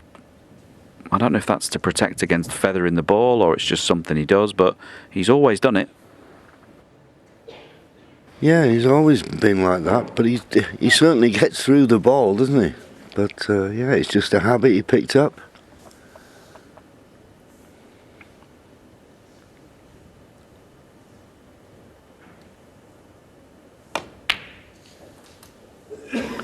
Now then, was that a heavy 27. contact? Was that a stun run through that was too much stun? Whatever. He's run out of position.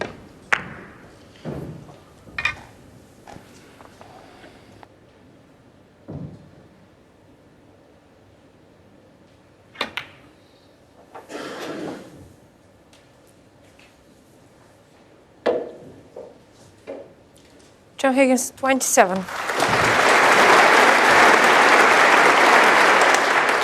Yeah, not for the first time in the last few frames has he gone back to his seat.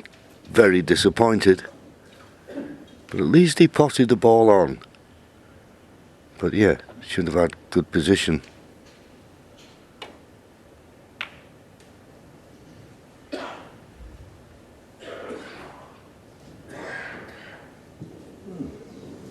That nearly reached. Didn't think it was going to go anywhere near at one time.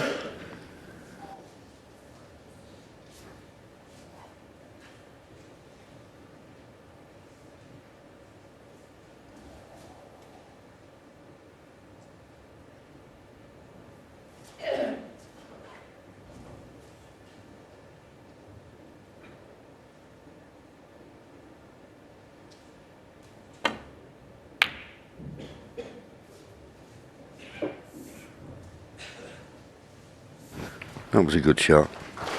Just that nicely. And the problem for Mark Allen now with this safety, he's got to be wary of that black near the left-hand side cushion. I don't think, Sean, he'll want to play a thick one, swinging it round off 3 cushion, because it'll open all the reds up, you know, and that could be dangerous. Yeah, no, I was going to say, I think he'll just play off 1 cushion into the side of the pack. It's too risky to play the conventional shot, where he's played off 2, but it's the same difference. No risk attached to that shot. Touching ball helps John Higgins.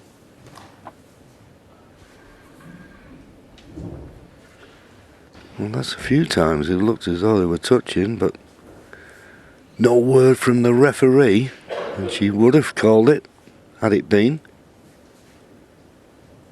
And what a difference it would have made for John Higgins, just a straight run to the baulk end, but not so now.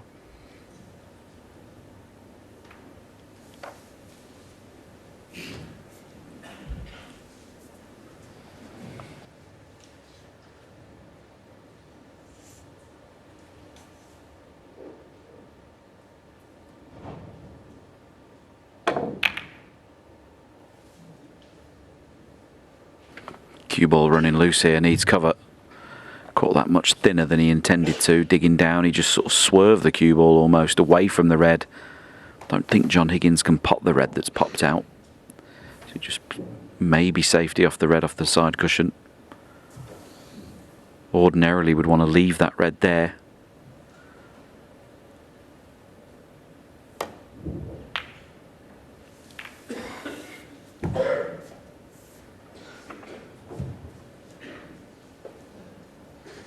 Chance here for Mark to swing the cue ball to the yellow side of the table, and in doing so forcing John to play safe down that side of the table if he wants.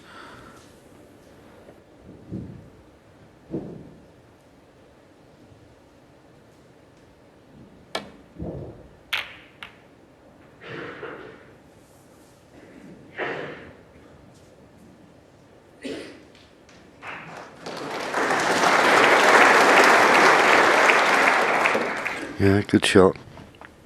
Certainly his safety play has improved. I mean, to be honest with it had to. He couldn't have got any worse. But no, he's played a couple of good safety shots recently, Mark Allen. But this red is potable. Big shot.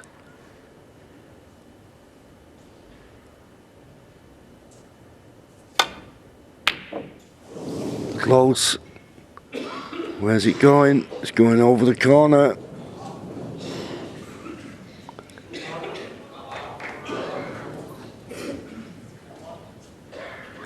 It's not going to be easy though to pot this and get position on the colour.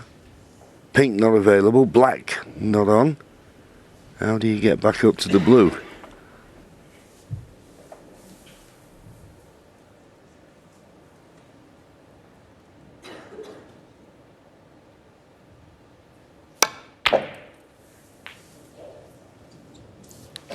One. Well, did well.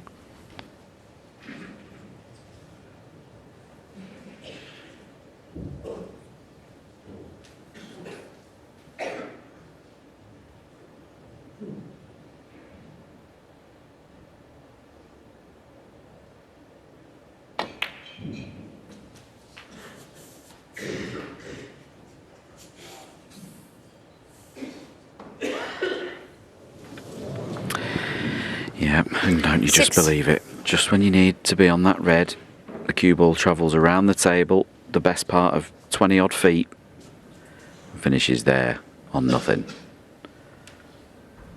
Incredible.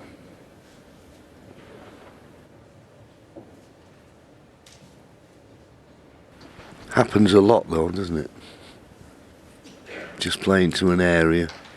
I'm not saying you're trusting to luck, but he just played to an area, thought he must be on a red.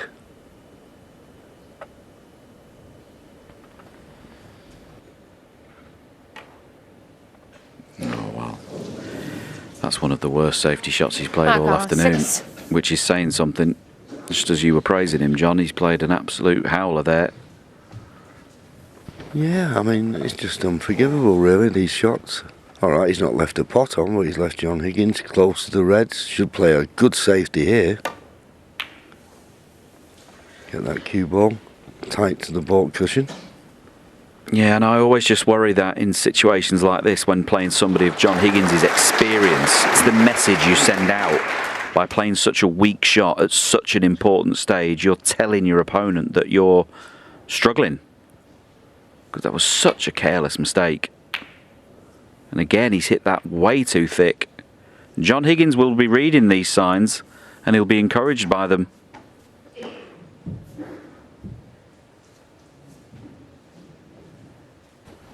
So, can't see any way you can get on the black. The pink may be available to the left centre. I'm only just trying to think of a way you could pot this and get position on the colour without having to hit it too hard.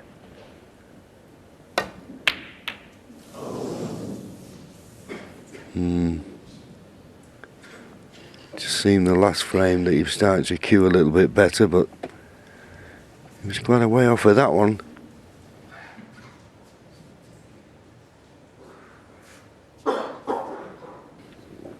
Yeah, he's had a huge slice of luck there as well, has to be said.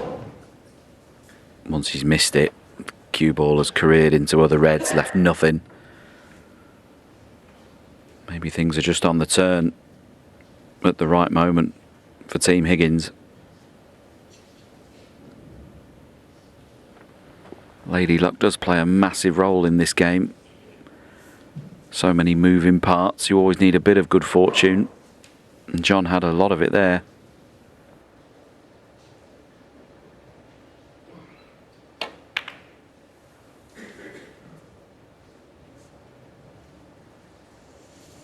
That was a good shot. Didn't look like anything, but it brought the black into play. Brings a bit of extra threat into the game now. Now the black's in play and available for both players. It's just added a bit of extra spice to this frame, that shot.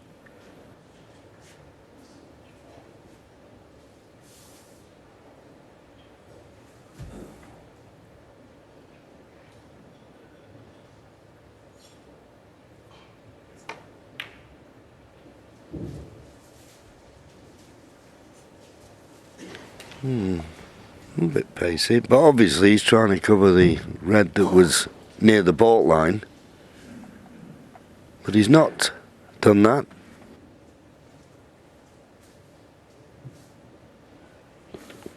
Well, I don't understand that shot at all, because the red above the black spot's definitely potable.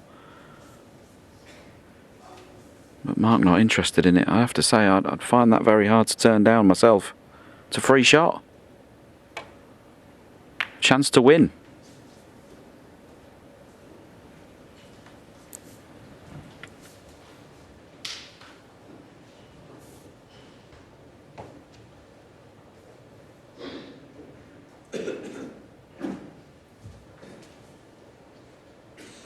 Got a problem here is John.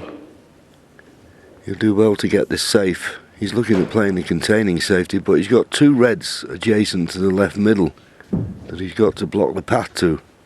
It's not going to be easy.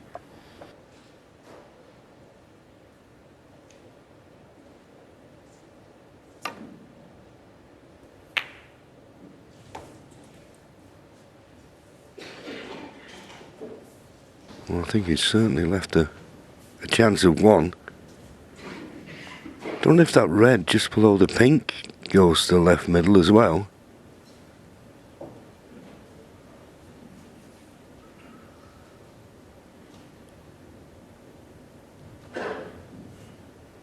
Well, Mark's looking at something else. Well, it does go. And the other one goes. Can't turn this opportunity down. Could be a match winner.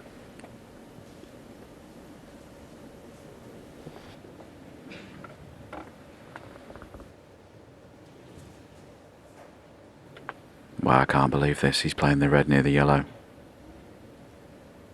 I can't believe he's not playing the red by the pink.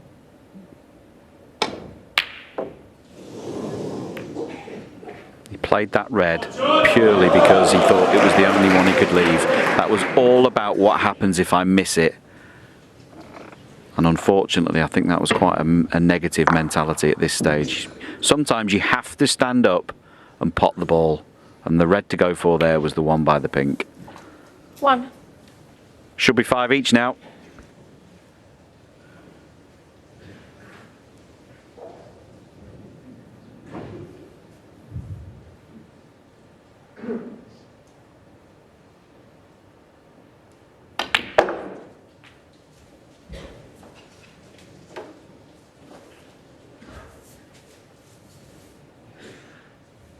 Eight.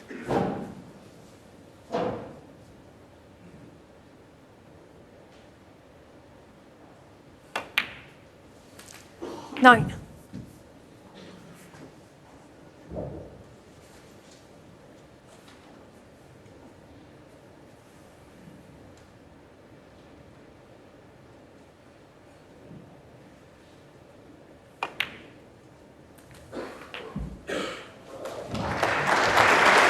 Yeah, nice little nudge on the pink. Wasn't really 16. necessary, to be honest with you. He had enough open reds, but it helps.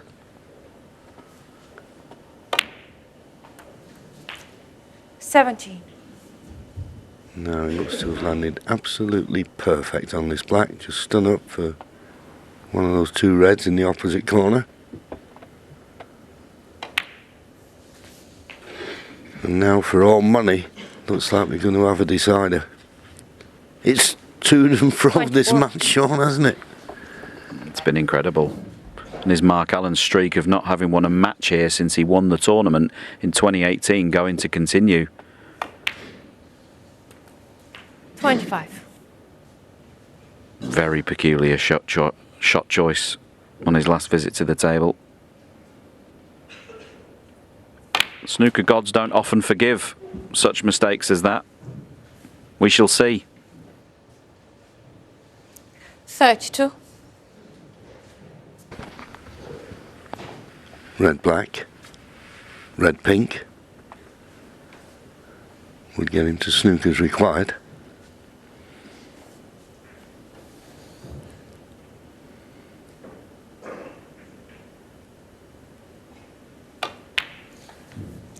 $33. So as we said in the middle of the match, John Higgins gave a little bit of help to Mark Allen to get him back in the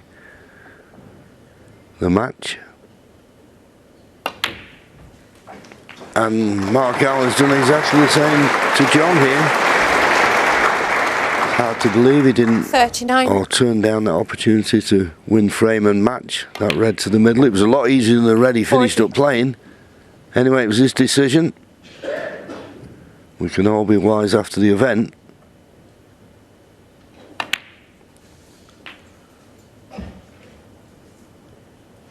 But we have a decider. 47.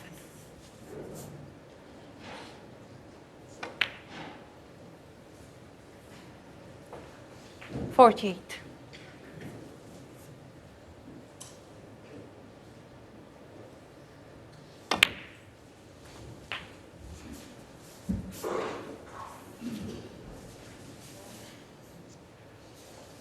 $54.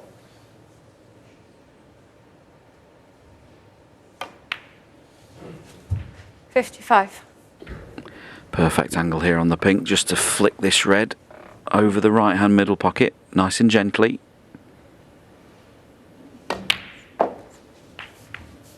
Oh, just caught it from behind. 61.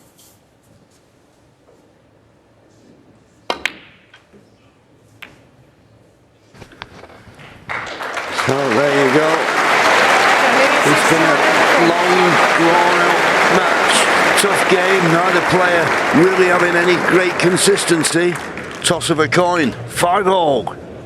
Back into this arena, little jaunty, springy step there. A lot for Mark Allen to ponder here. I was going to say, it'd be interesting to see who can be the more aggressive in this deciding frame and take on a shot that might win this.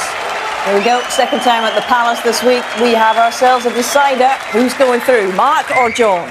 Thank you. The deciding frame. Mark Allen to break. Well, there's one thing for certain, Hazel. The crowd are up for it. What a reception both players got, and nobody's leaving here. Great afternoon, great drama. Snooker at its best, theatre.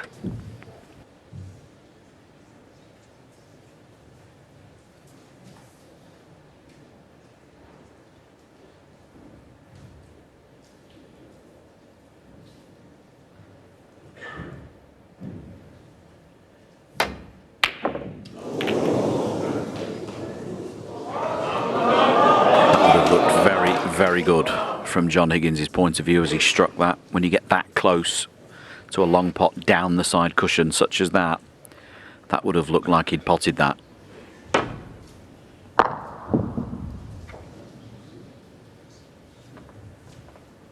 Now it's just a question of whether that red goes past the blue. It's very, very tight. Mark Allen, though, already looking up into the Borg end of the table to see where he wants to play safe, so he's having another look. Usually, in this case, your first instinct is right, and Mark's playing safe. So he's up behind the yellow.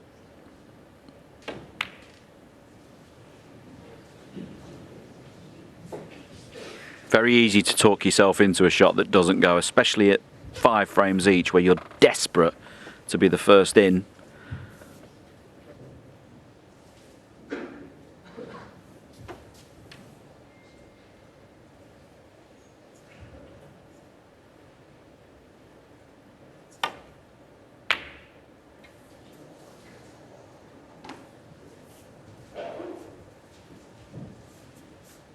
Neither player with a great record here at the Masters when playing deciders. They've played 2 against each other and both won 1, so that doesn't give us any clue either.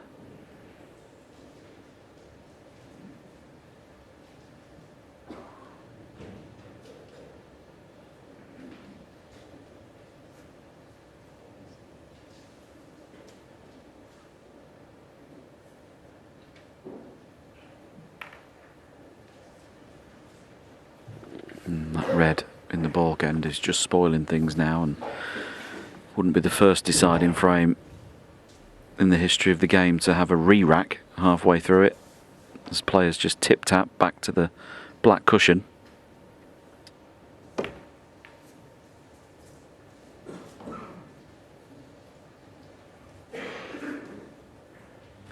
Talking about deciders, we were reminiscing about some of our favourite Masters moments, you know. 2006, John Higgins cleared up to beat Ronnie O'Sullivan on the black, deciding frame. Remarkable. Yeah, I think widely accepted as one of the greatest clearances of all time, particularly under the pressure it was. Famous for the doubled red, which I think started that break, which defied gravity. It didn't look like it was going to make it, and on its last roll dropped in the pocket, and of course John went on to clear up famously, as you say. And where was I? I was in the commentary box with Clive Everton and loved every minute of it. It was a long time ago, but John Higgins still in here, punching.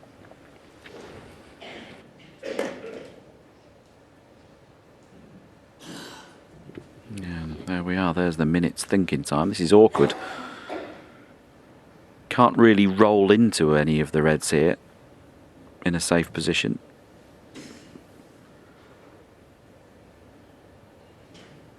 The red that's to the left of the cluster passes the pink into the middle pocket, but having turned down a red 50 times easier in the previous frame, he's unlikely to go for it, but he's shaping like that's the type of shot he's playing. Is he going for this?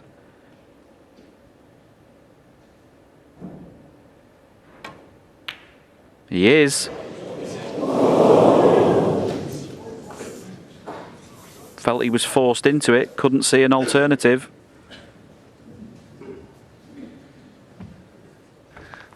Yeah, and he was only a fraction off.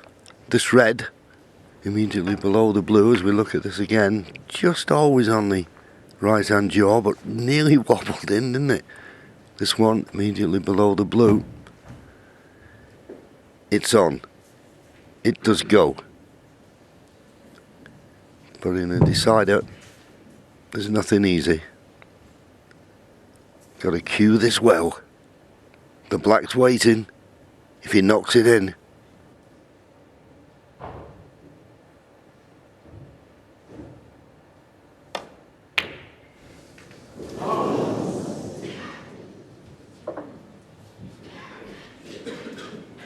Yeah, he came right across that one, didn't he? Knew how important that was. That wasn't one of his best strikes. Didn't get near to this pot as we see the replay. Again, slightly fortuitous not to have left something easier than this, having missed that by so far. Is Mark trying to pop this to the right middle pocket?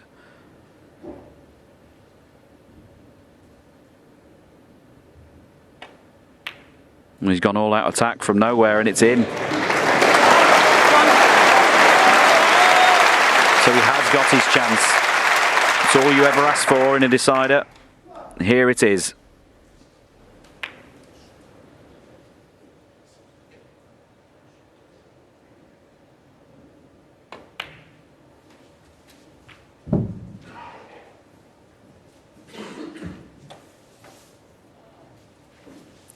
Six.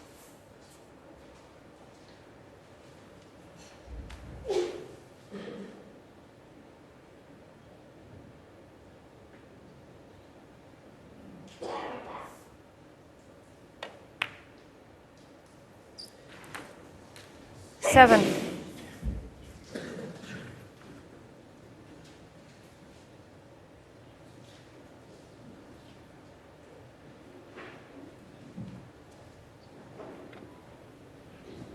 These reds are absolutely begging to be attacked from the blue. If Mark can find himself in that position, he's seeing the red that's 2 from the black is potable as well, but that has its own complications.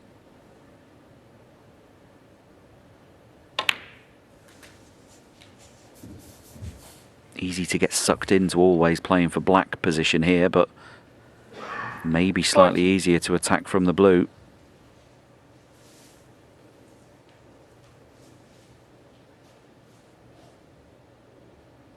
Play low on the black there as he's indicating and screw into the reds, that's fine. But they're a little more tightly bunched from that angle of attack than they would be from the blue.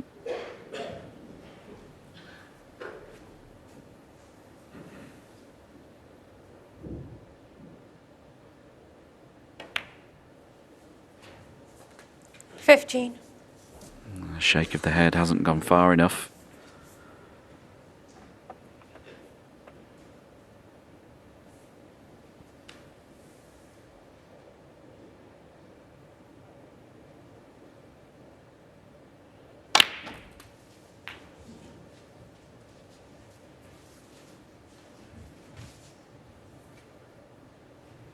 $22.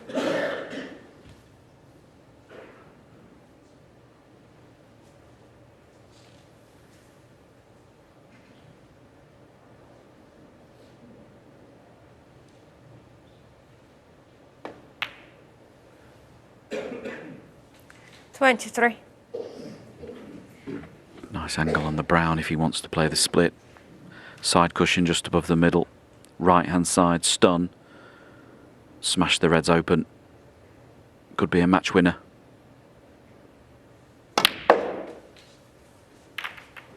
Got the line, how's his form? Well, he stops in his tracks. Can he pot that red to the right of the 27. cue ball? Yeah, I'm doing what a snooker player does when he's sat in your chair. You're looking at the facial expressions. Can he get enough of this red? If he can pot it and play for the black in the opposite corner. He's having a look for an alternative, but I think he'll go back to this one. Because when we looked from behind the pocket there, it looked like this was on. But you know better, obviously, when you're down in amongst them. Might be able to flick that in with a tracer side. There is a red to the far left corner. But he'd love to pot this and stay on the black.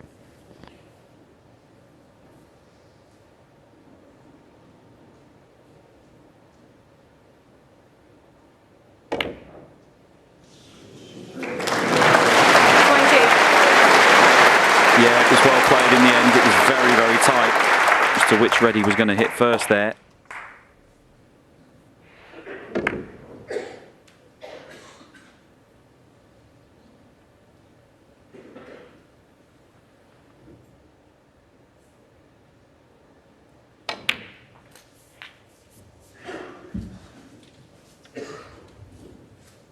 That's gone slightly wrong as well.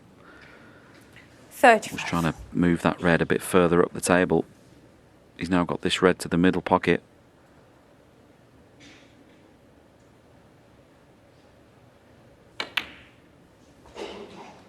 $36. And that's just gone a couple of balls too far.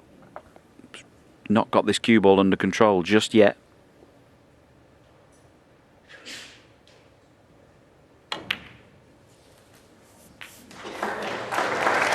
He has now. That was very well played. John 43. Higgins sat in his seat, will be fearing the worst here.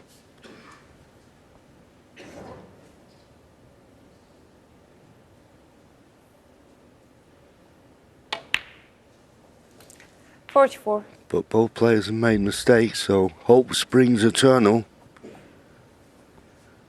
But John realistically will be thinking, I might not get back with a chance here.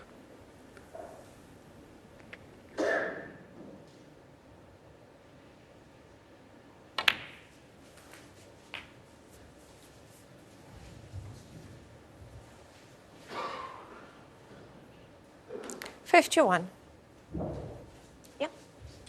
Sure.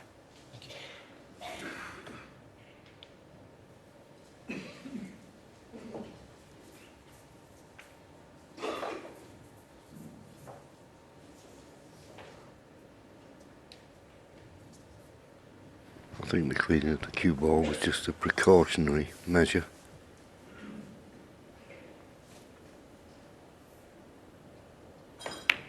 Playing the run through, didn't run 52. any sort of heavy contact.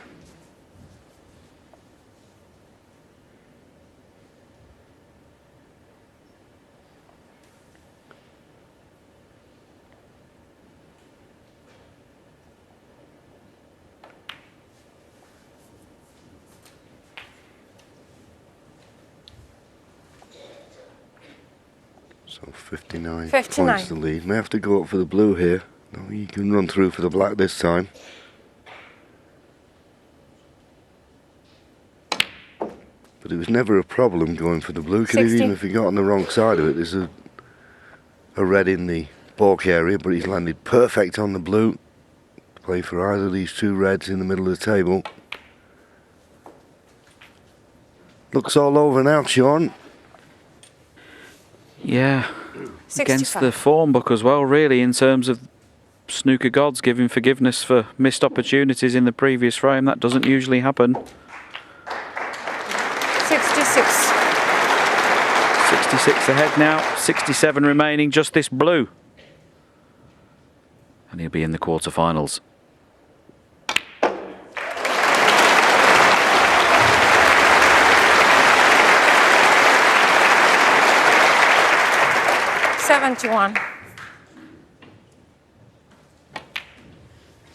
Yeah, so there's John Parrott said in the 72. studio, all the misses, all the mistakes, you can put behind you. Just look forward to the next round. For John Higgins, he'll be disappointed, John. He started off really well, he was cueing beautifully, and then I don't know, 79. after the mid-session interval, he just lost his rhythm.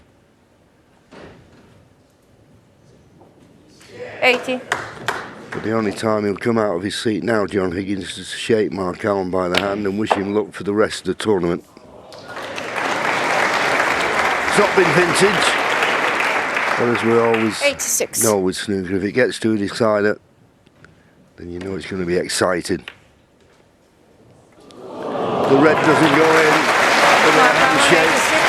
And John, as I say, will wish Mark the best of luck for the rest of the tournament. It could have gone either way, but it went the way of Mark Allen. He beats John Higgins by 6 frames to 5.